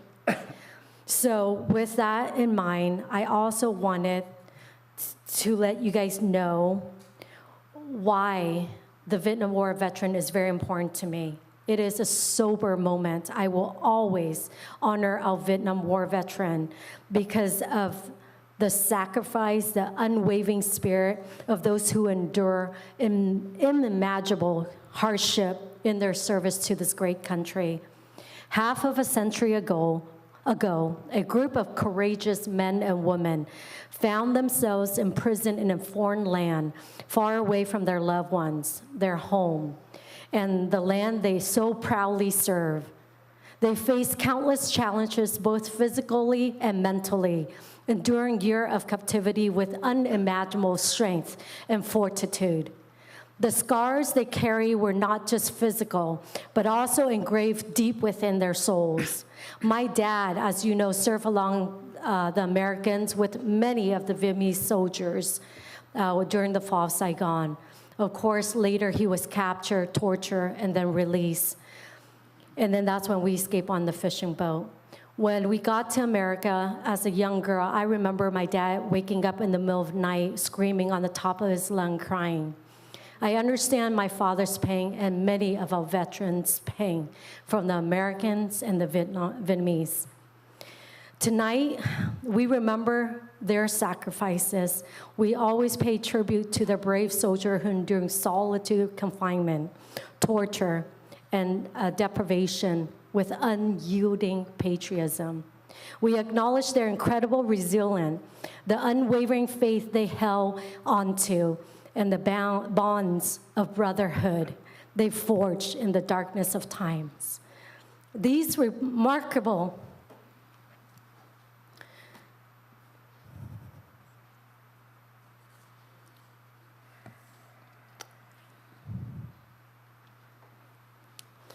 men and women personify the truth meaning of heroism. Through their sacrifice, they demonstrate the courage knows no bounds. The love for country transcends all limitation.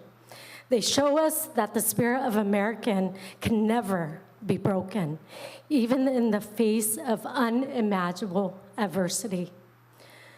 Tonight, I will always extend our gratitude to the families who anxiously await the return of their loved ones, who pray fervently every day for their safe homecoming. The burden they carry, the sleepless night, the constant worry, they too are heroes in my book. Their unwavering support and undying love sustain through this ordeal. So I just want to let our veterans know that we will always honor and appreciate them. And I hope they understand my resolution that was never meant to substitute Welcome Home America, but it's actually a supplementary to our Vietnam War veteran. God bless you guys. Thank you, Councilmember West. Councilmember Nguyen.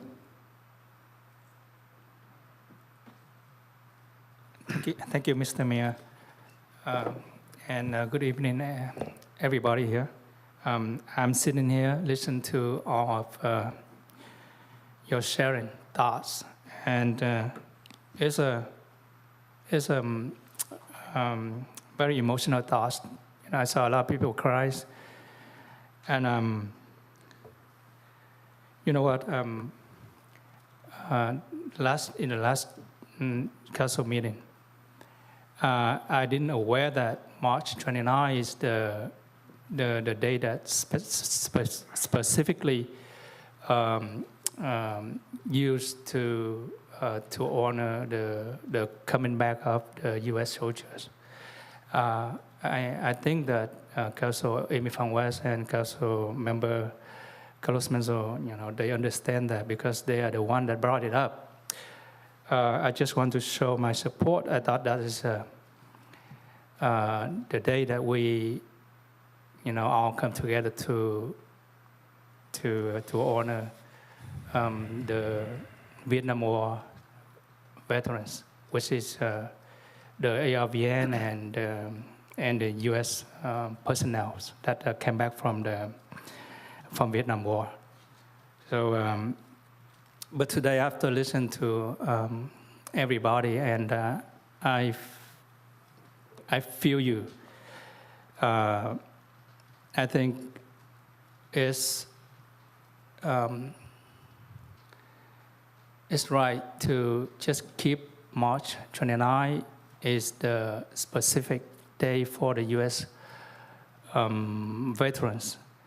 But besides, I would like to have a separate day that we're going to work it out together and that day, in that day, we're going to honor the whole, like U.S.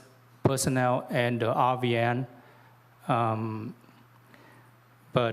Yeah, my suggestion, but that's one thing that I have in mind. Why don't we make this one, the resolution, like a brand new one, but keep resolution 5244 that introduced by Councilwoman Van West and second by Councilmember Manzo. And then we going to come back to pick a date for that resolution for the 5244. Are you back? All right. As I mentioned earlier at the end of the oral communications, I really appreciate you come out and voice your opinion. And again, I said that I believe in effective communication, and that's how we are going to build this city forward.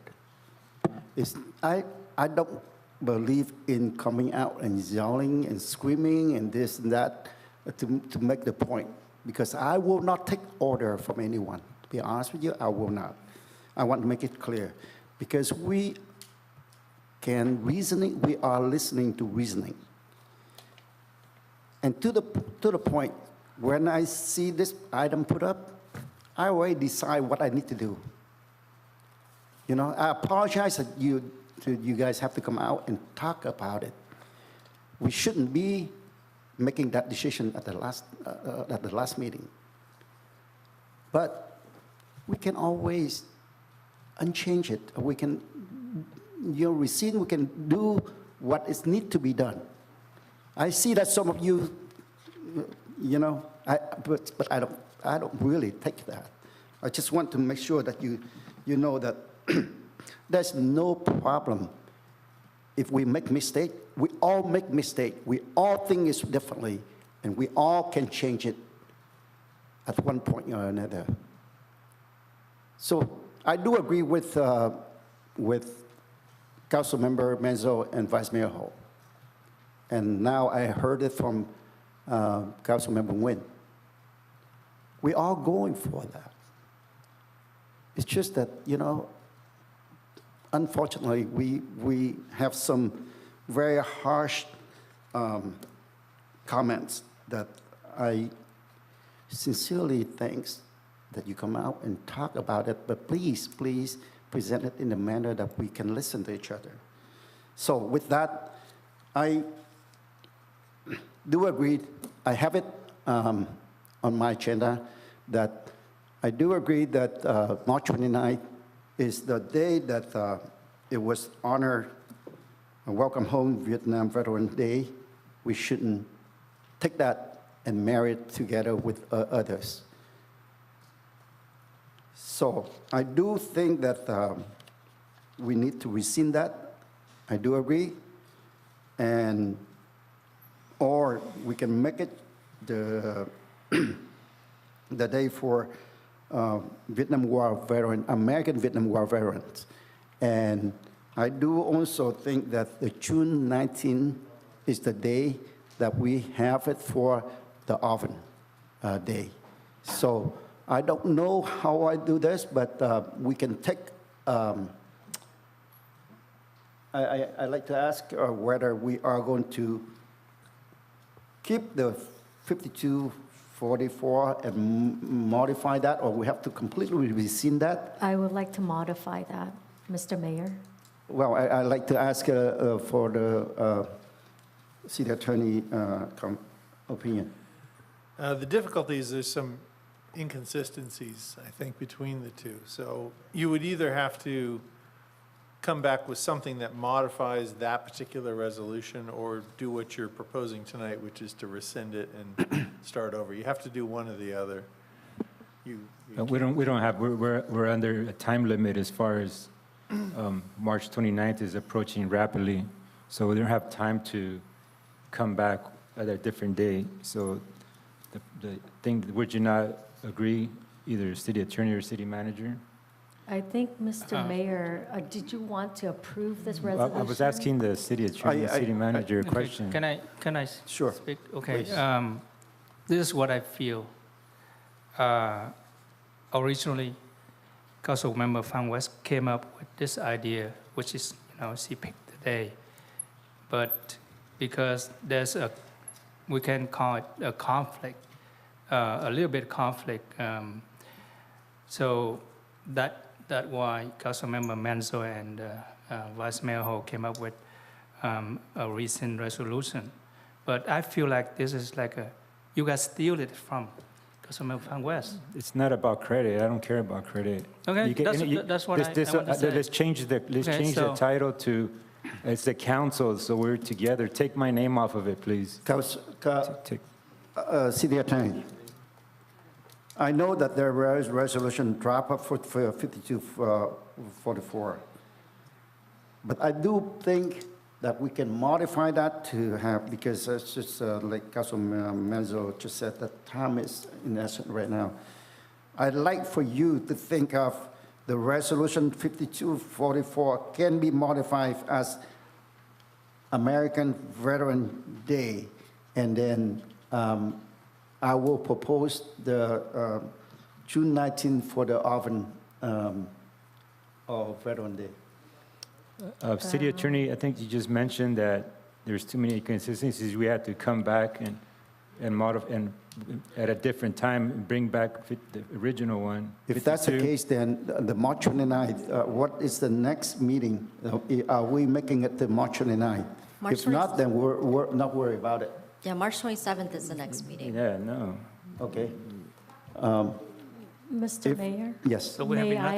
May I say one? Well, please. Thank you. So I agree with Council Member Nam Quang that I should change the language for 5244.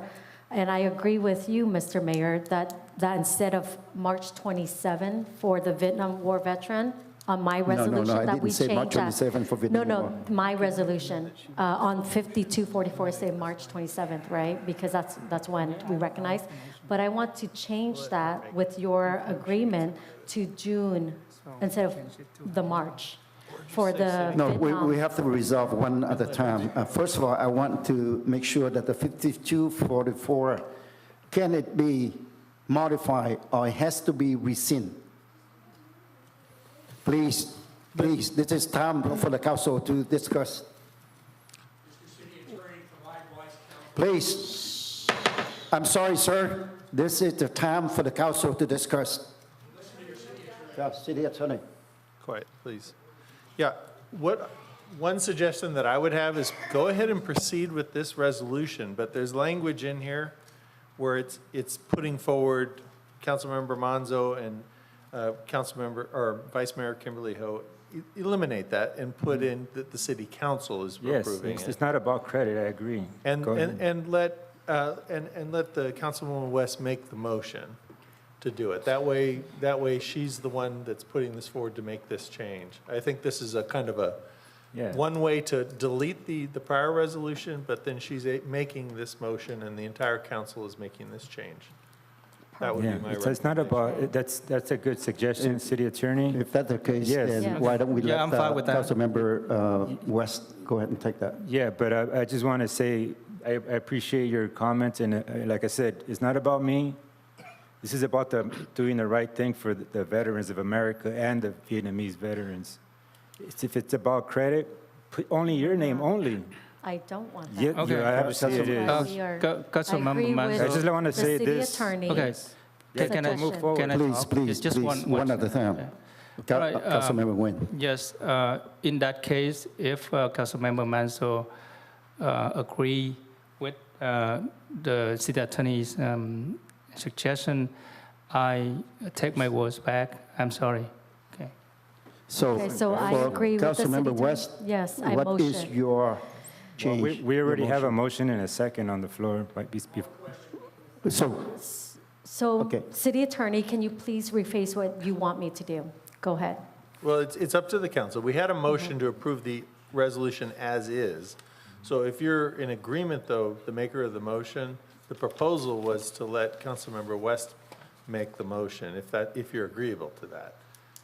I And think then, and that would be then to eliminate the last whereas, which talks about just 2 council members, and say that that's from the city council as a whole. I agree.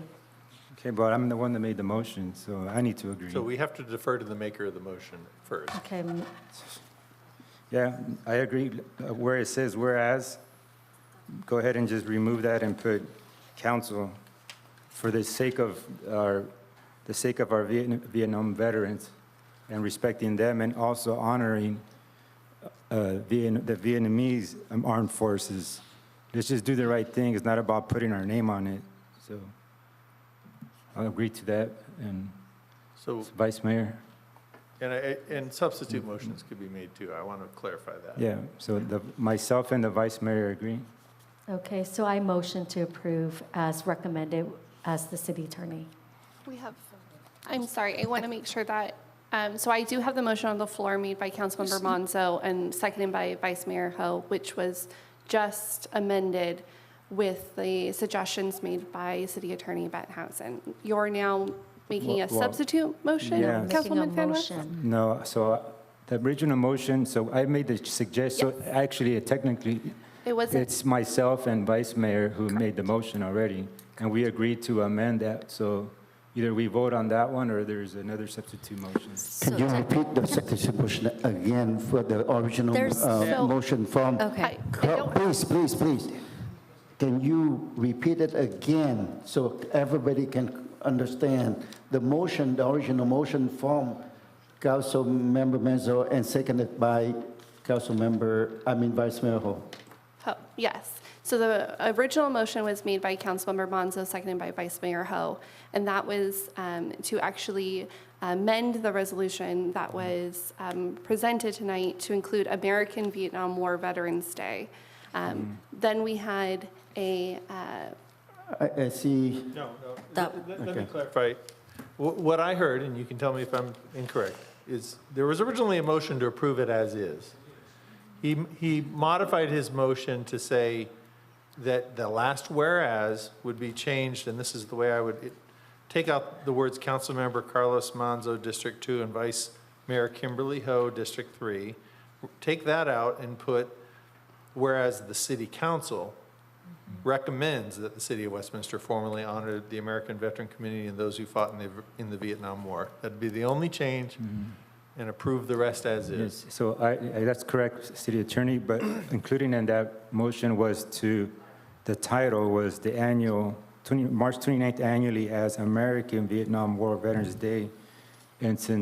And also the part where you mentioned remove myself and Vice Mayor and place City Council on there. So I agreed to that amendment. Vice Mayor Ho agreed to the amendment, so that's the motion that's on the floor. Okay, that's the underlying initial motion. Yeah. Thank you for the clarification. Okay, so is there a substitute motion for this? So with what I'm understanding, please verify with, Mr. Mayor and City Attorney. So since they resend, they changed the part that you requested, and then have Councilwoman Van West make the motion, is that correct? No. Okay, That was something I mentioned as asking the makers of the motion if they would let Councilmember West make the same motion that you're making. And you guys But are that was okay with not that? accepted. That was not part Yeah. of the motion. Unless you make a substitute You don't have motion. to talk about it right now. Let us decide.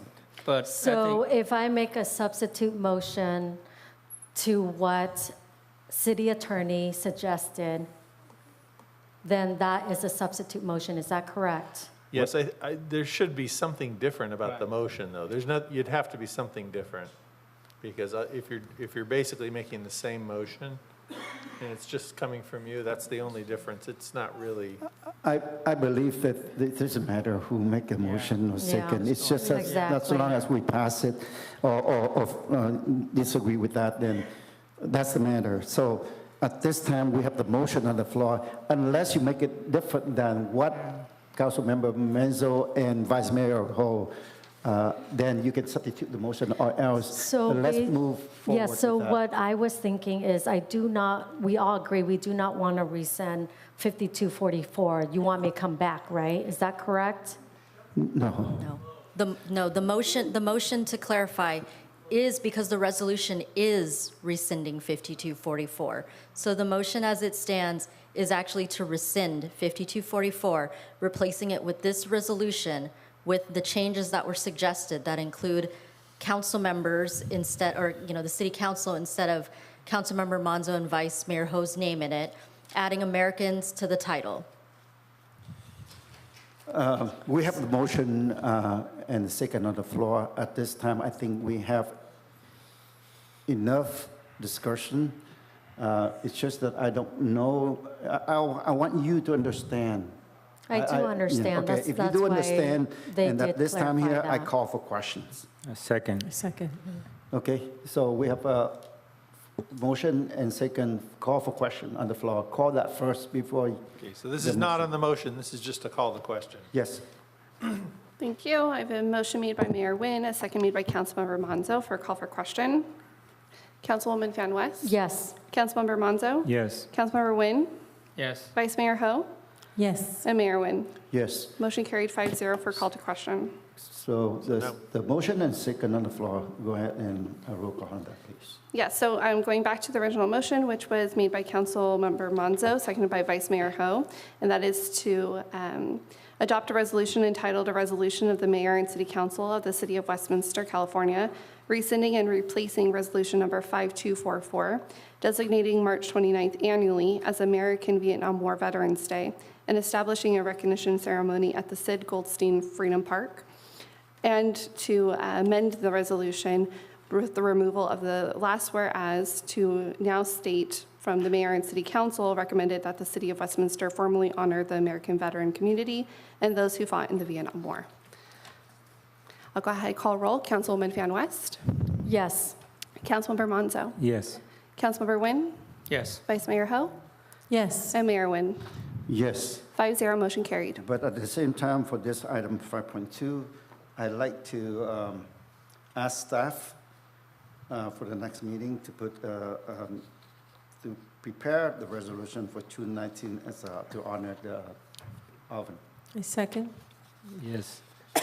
And that one, should it be, Mayor, should it be June June. 19th, Veterans of the Republic of Vietnam Armed Right. Forces Day? Yes. I think it's That's the exactly- Republic The of Republic, Vietnam. yeah. Yeah. Veterans of the Republic Just of like, Vietnam.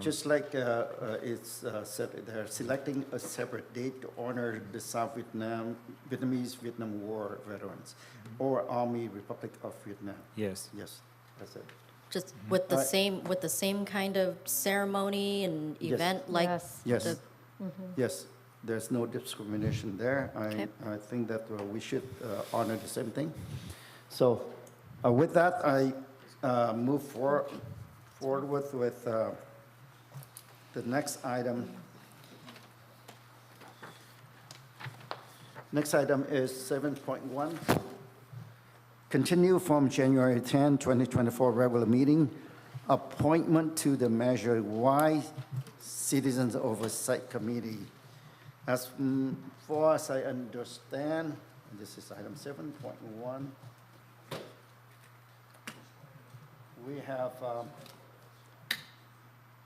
We have all council members, including Vice Mayor, who already appointed appointee to the Measure Y Committee, and the only person left is me. And I am ready to do that today, and I'd like to appoint Michael Florentia as the appointee to the Measure Y Committee. And with that, I ask for a motion and a second to approve this item. Motion to approve by Council Member Nguyen, seconded by me. Roll Thank call, you. please. Thank you. I have a motion made by Councilmember Nguyen, second made by Mayor Nguyen. That is to appoint Michael Varengia as Mayor Nguyen's appointee to the Measure Y Citizens Oversight Committee. I'll go ahead and call roll. Councilwoman Fan West, Councilmember Monzo, Councilmember Nguyen, Yes. Vice Mayor Ho, Yes. Mayor Nguyen. Yes. Motion carried 3-0. Okay, next is the oral communication for non-agendized item. So would you please read that into the record, please?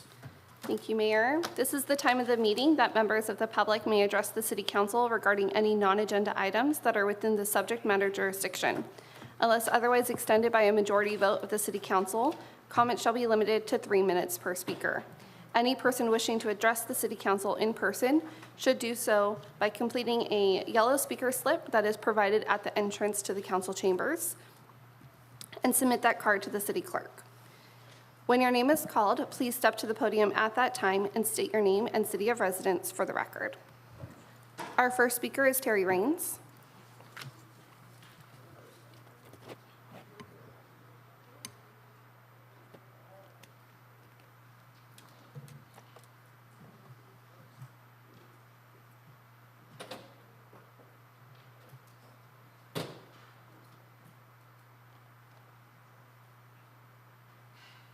Maybe I shouldn't prepare non-agenda comments ahead of time.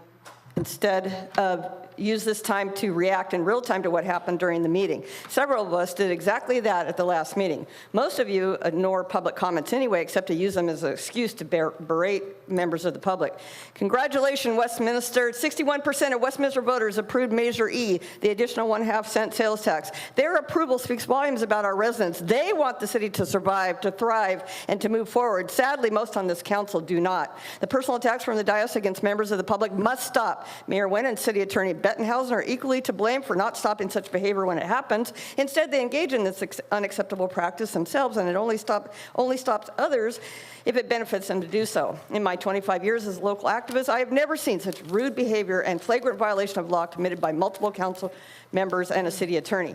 I would have loved to have been a fly on the wall for today's closed session. I sent you all 2 emails this week with my honest thoughts and specific examples of the city attorney's poor performance. I hope my comments help fuel a robust discussion behind closed doors.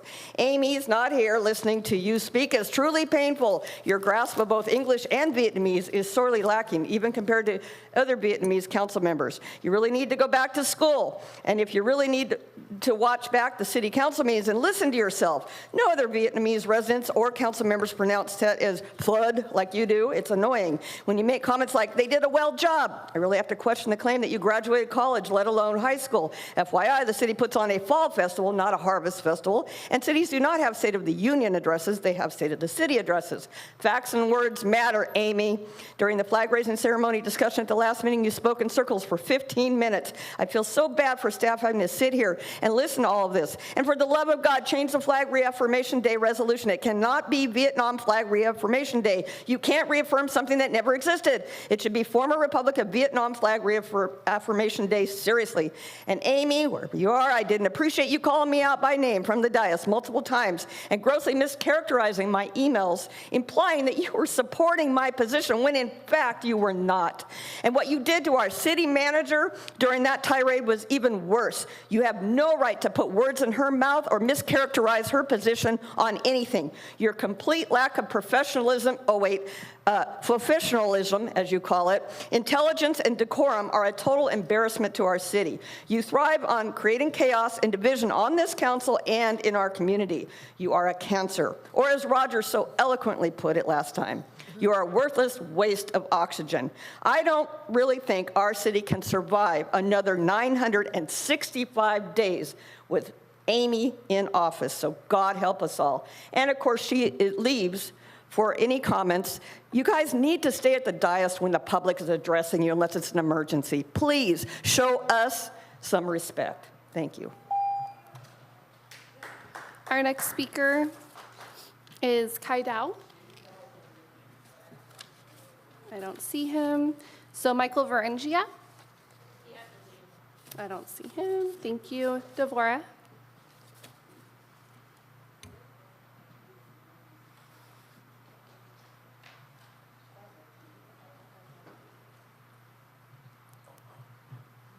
It's 8:40 now. I'm hoping I can get home by 9. My dogs need to be fed.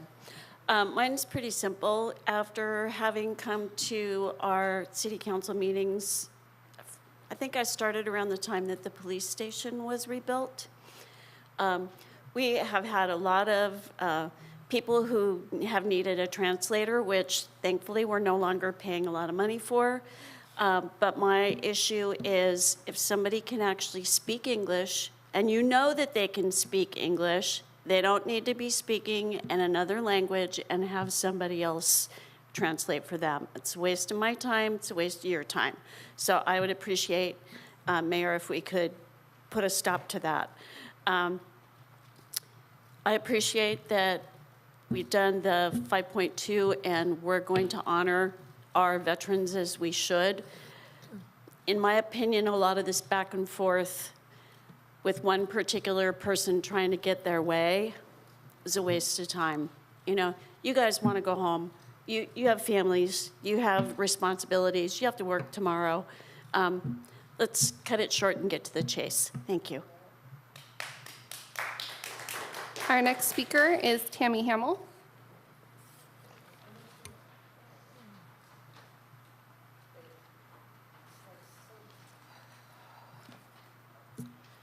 I do have to calm down a little bit, I will say. First thing I want to say is, since these two were two of the ones that wanted to move these comments to the end of the meeting, how about they have to stay? She's been gone for how long? He took a bunch of stuff with him. Are they gone? If it's so important to them to put these at the end of the meeting, why do they not have to be here? Maybe we should wait to have these until everyone's seated. Yes. Isn't that respectful? Yes. Charlie, as you always talk about residents being respectful, how about making these two be respectful with their words and their actions? You were pointing at me. You going to say something?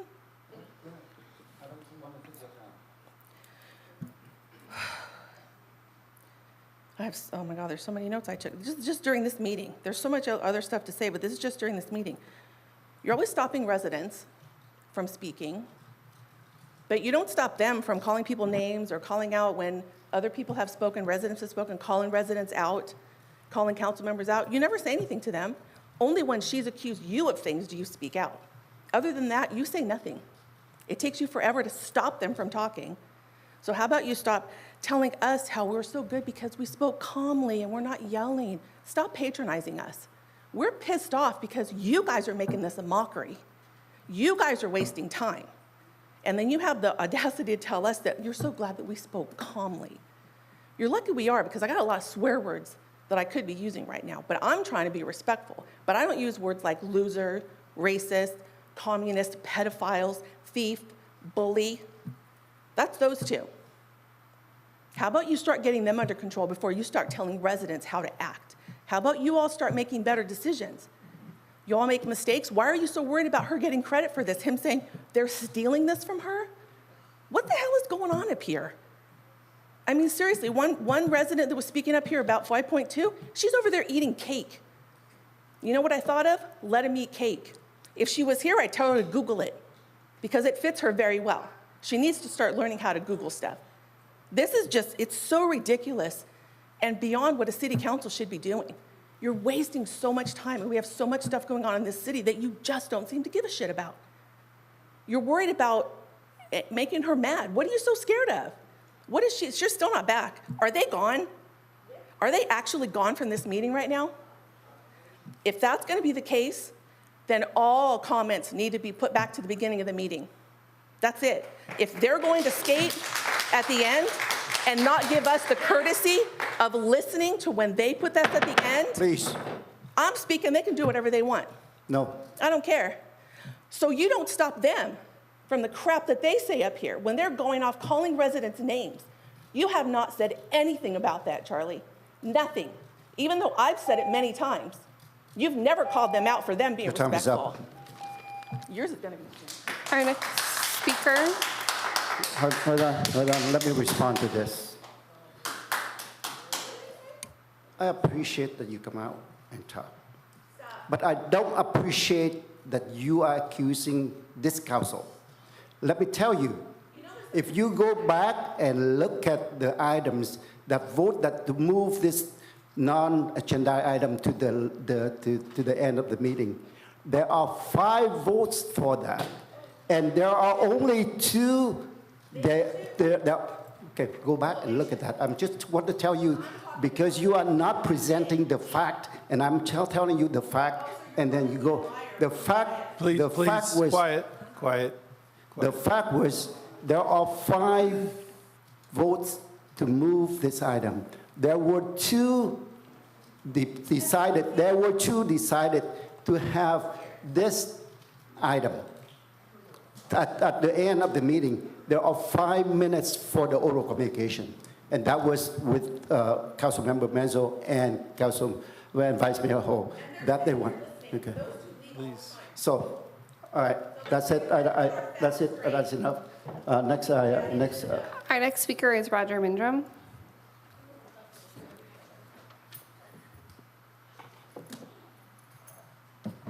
I wholeheartedly agree with Tammy Hamill, everything she said. And for you to get defensive on her, what the hell is that? Your responses are like picking pepper out of fly shit, Charlie. Total bullshit. And Amy and Namquan leaving before public comments, completely unacceptable. Frickin' resign, you assholes. Our next speaker is Camilla Overbeek.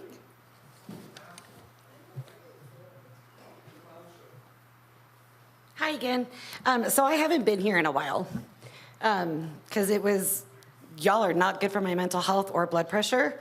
And I showed up tonight after watching some of the past council meetings from at home on my computer. And it's really, really frustrating because you can say that all 5 voted to do this portion of it at the end, but we all know how that happened. We're not stupid. So the fact that you do this and you make us all wait, because I have other things that I could be doing, other places I could be, but I have to wait until the very end of the meeting to communicate to you anything that may be going on in the city. But those 2 don't have to sit their asses in those chairs and listen. She's finally back. Only after the majority of people spoke. It is absolutely absurd. You stripped the public of the right to speak via Zoom. You stripped us of all of that. Your job is to hear us out. Your job is to do the work and will of the people, not some bullshit resolutions, grandstanding as some patriot, choosing words carefully here. I mean, Amy, just so you know, I went back and counted that you have hashtag Land of the Free because of the brave on your councilwoman page. I stopped counting after 20 times. You are an absolute disgrace. You cosplay as a patriot. You cosplay in life. Because you know what? There's nothing about you that would be able to handle what it is to be in the military or married to someone there. You can't even look me in the eye. And Charlie, stop interrupting people and force your council members to sit there. Because if we have to wait and listen to this bullshit, so do you. Our next speaker is Tim Hogan.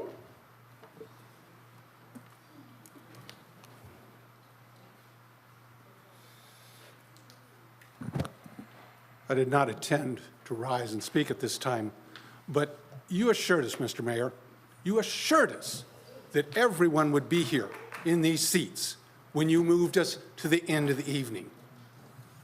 You assured us, and yet you claim that we don't have respect for you when, hey, buddy, there's nobody here that's showing you worse respect than when they walk away. And Mayor, our last speaker tonight is going to be Michael Varengia. He returned back into chambers. Thank you, Ash. Mayor, let me apologize. I got a phone call from my wife. My dog was having a massive seizure at home, which is why I jumped up and ran out.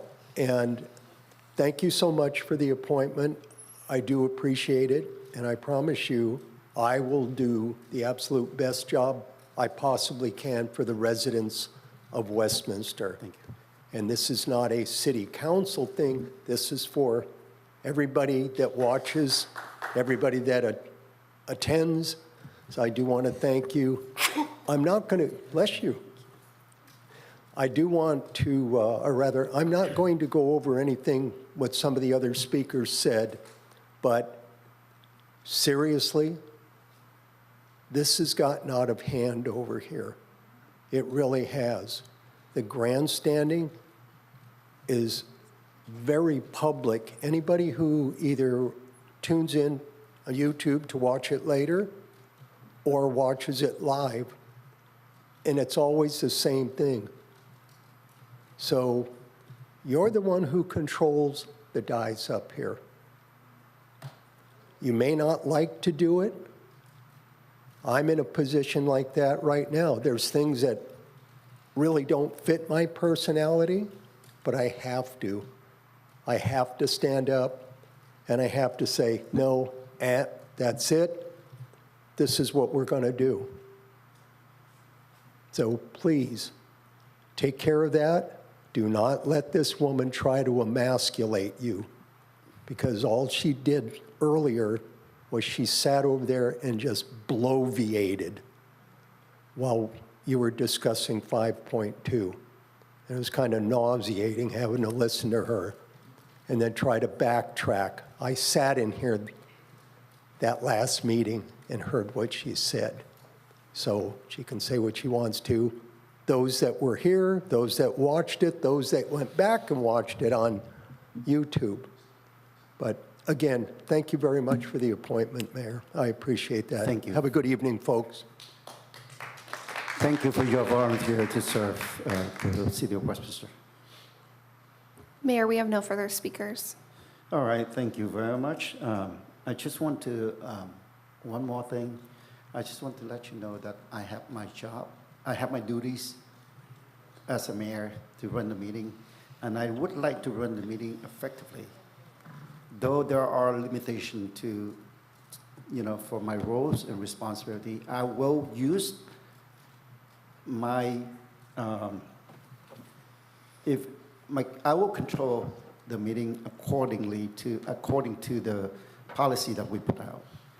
And if there is something going different than policies, no matter what, I will stop, because it's for your advantage, for my advantage, for everybody. Because let's say that if one person can go offline, the other people can do the same thing, and then this meeting is not going to be ended at the time. I don't care what you guys think, but there's a job that I have to do, so that's what I have to. I just want to tell you that. The next, where is my?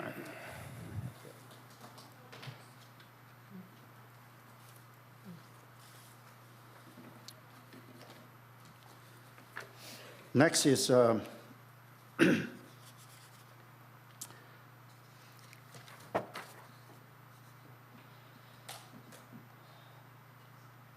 comment from City Council and agency member, including AB 1234 report.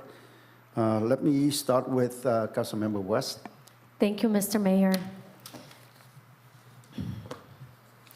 So last week, the mayor and I got the privilege to attend the League of California City of Orange County Division meeting on Thursday, March 7 at the Anaheim Convention Center. During that event, we had the opportunity to hear from 2 assembly members and utilize this platform to address pressing concerns on behalf of our community. I pose questions that resonate deeply with all of us, reflecting on the shared responsibilities we hold as parents and elected officials. First, as the League of California Presidential Public Safety appointee, I inquire about the alarming rise in crime across the state of California and seeking clarity on the policy being implemented to combat this issue. I emphasize the importance of proactive measures and seek assurance regarding the Assembly members' stand and policy. whether they advocate for strike 2 or strike 3 approach. Second, I raised concern about the rapid increased deficit currently pledging California, which stand at a staggering $64 billion. Acknowledging the countless mandate imposed on local city by Sacramento, I underscore the necessity for fiscal responsibility. I express our reluctance to adhere to mandates that could potentially worsen our financial strain until concrete steps are taken to address the state deficit. I urge the Assembly members to advocate for our interests and prioritize prudent fiscal management. Lastly, I appeal to Assembly members to legislate with the parental perspective, recognizing the far-reaching implication for every law passed. I emphasize with the mayor the mutual relationship between the state and local officials, emphasizing our mutual responsibility to collaborate effectively. I seek guidance on how we as local elected officials can support their endeavor in Sacramento while also advocating for our constituent interests. In essence, our engagement as the mayor and I at the League of California Cities meeting underscore our commitment to foster constructive dialogue and advocating for the welfare of our community. I remain steadfast in my dedication to addressing pressing issues and working collaboratively toward justifiable solutions. So as you know, I have been committed reading the Constitution because I understand it is very important in these days and age that we know and understand our God-given rights. The Third Amendment protects against a forced quartering of soldiers in private homes during peacetime, ensuring individuals' right to privacy and security in their own residence.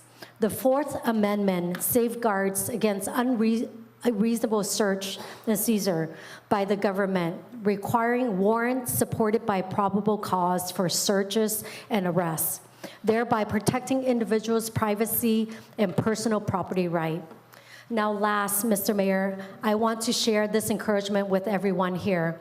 John 15:16, you did not choose me, but I choose you and appoint you that you should go and bear fruit, that your fruit should remain, that whatever you ask the Father in my name, he may give you. These words are a reminder of the divine purpose each of us has been appointed to fulfill. We are chosen not by our own merit, but by the grace and the calling of God our Father. It is a calling to bear fruit, to make meaningful impact in the world around us, and to leave a lasting legacy that endures beyond our time. But the promise extends farther. It assures us that when we align our desire with the will of the Father and pray in Jesus' name, our request will be granted. This is not a blank check for selfish desires, but an invitation to seek alignment with the Father's will and to trust in the provision of Heavenly Father. So let us embrace this calling with humility and gratitude, knowing that we have been chosen for a purpose greater than ourselves. Let us strive to bear fruits that glorify our Creator and serve our fellow human beings. And let us approach the throne with grace and confidence. Councilmember West, I have consulted with the city attorney. I let you go ahead and report of the event, but if you go outside of what was there on that day, then we need to limit ourselves. And if you could, would you please briefly? Yes. Okay. Thank you, Mr. Mayor. So may God bless you and keep you in his perfect peace, and may God bless the United States of America. Good night. Thank you. Next is Councilmember Mensah. Thank you, Mayor. Yeah, I know, I want to respect everybody's comments, but at the same time, we need to be respectful of the community as well, because there's a lot of people have different beliefs and religions. It's not just our own personal one. Yeah, and also too, you know, anybody can say whatever they want, but at the end of the day, his actions, it speaks louder than words. So let's try to actually put those words into action. I want to thank, again, I want to congratulate all the women of distinction. You're well deserved, and you're a big asset to our community. So congratulations, and thank you for what you do for us. And I also want to, Sam Navy staff can send a message, or I'll send a message to Lynn. I would seem to forget to thank her and all the work she does for us, council, and helping us with what we need. And for all today with everything she did here, getting flowers for all the women. So thank you, Lynn, wherever you are. And also thank you for my birthday cake that's in the back. So thank you for that. We haven't got a chance to celebrate it yet. Not yet. We will after. And I also want to thank all the veterans who came out and spoke today. Truly, thank you. Thank you for what we've done for our country. I hope that we're able to do a nice day of celebration for all of you. Thank you for that. Thank you, staff, for all your hard work and putting up with us up here and staying here this time of night. Thank you. Thank you, council. Everybody up here on council, thank you for what you do. And thank you, City Attorney, City Manager, Adolfo, Chief. Thank you all. All right, thank you, Councilmember Menzo. Next is Councilmember Nguyen. Thank you, Mr. Mayor. I don't have anything to report, but just want to thank you, staff, and our police department. Thank you, Councilmember Nguyen. Then Vice Mayor Ho. Well, I'm so pleased that we honored the women we did today, and congratulations to all of you again, and Terry Raines, who's still here. I just on a I guess this past week, I had some sad news in terms of the fatal e-bike accident. If our PD remember that, and that was just less than a week ago. Unfortunately, 58-year-old woman who's visiting from Taiwan, I believe. She's actually Vietnamese, Chinese descent, whose family are here in the United States, are American citizens, and she had been here for only eight months visiting and on a 2-year visa. So she left behind a 19-year-old who doesn't speak English, doesn't speak Vietnamese, and so she's trying to get acclimated in the United States. And so I was called upon to help them, and so it was really a sad incident. And so I started a GoFundMe. I teamed up with the AANC, that's Asian American National Committee, and started the GoFundMe. And I just wanted to report to you that it's so far we've raised almost $17,000 out of $50,000. And so I just want to let everybody out there know that the donations are 100% tax deductible, and it's really to at least show our gesture of I guess if you would like to support her on the day of the funeral. That's on the 23rd of this month, and so I know that the funeral will be paid for, and that I myself will be there. So like I said, this young lady who's just here visiting, but I don't know where she's going to be without her mother. And actually, she's lost her father about 2016, about 8 years ago. So she's now an orphan. So I would like to extend my condolences again to the family, and I would like our council members to also know about that incident. And if everybody could help out on GoFundMe, I'm sure the family would appreciate that. So that's just my little report for this week. Thank you so much. And I'm very glad that we are able to fight for the Americans, all of us actually on the council. We are in agreement with that resolution. And I'm really looking forward to see how staff going to plan March 29th. And, I hope you can let us know as soon as possible so we can mark our calendar and celebrate the coming home of the Vietnamese American veterans on a yearly basis now. Thank you so much. Thank you, Vice Mayor Ho. Again, I'd like to take this moment to thank you all for staying until this moment. Thank you for your time. Michael, thank you for taking your time to volunteer yourself to serve the city of Westminster. I don't doubt that you can, help out a lot for that measure. Why? With the committee that we put in place. I want to thank staff. You heard it at the beginning of the meeting. They are out to put their best effort into getting the city moving. If you notice that if we compare this year, compare with the last several years, this year we make a lot of difference. And thank you to the leadership from city manager and assistant city manager, as well as the department heads heading all those events.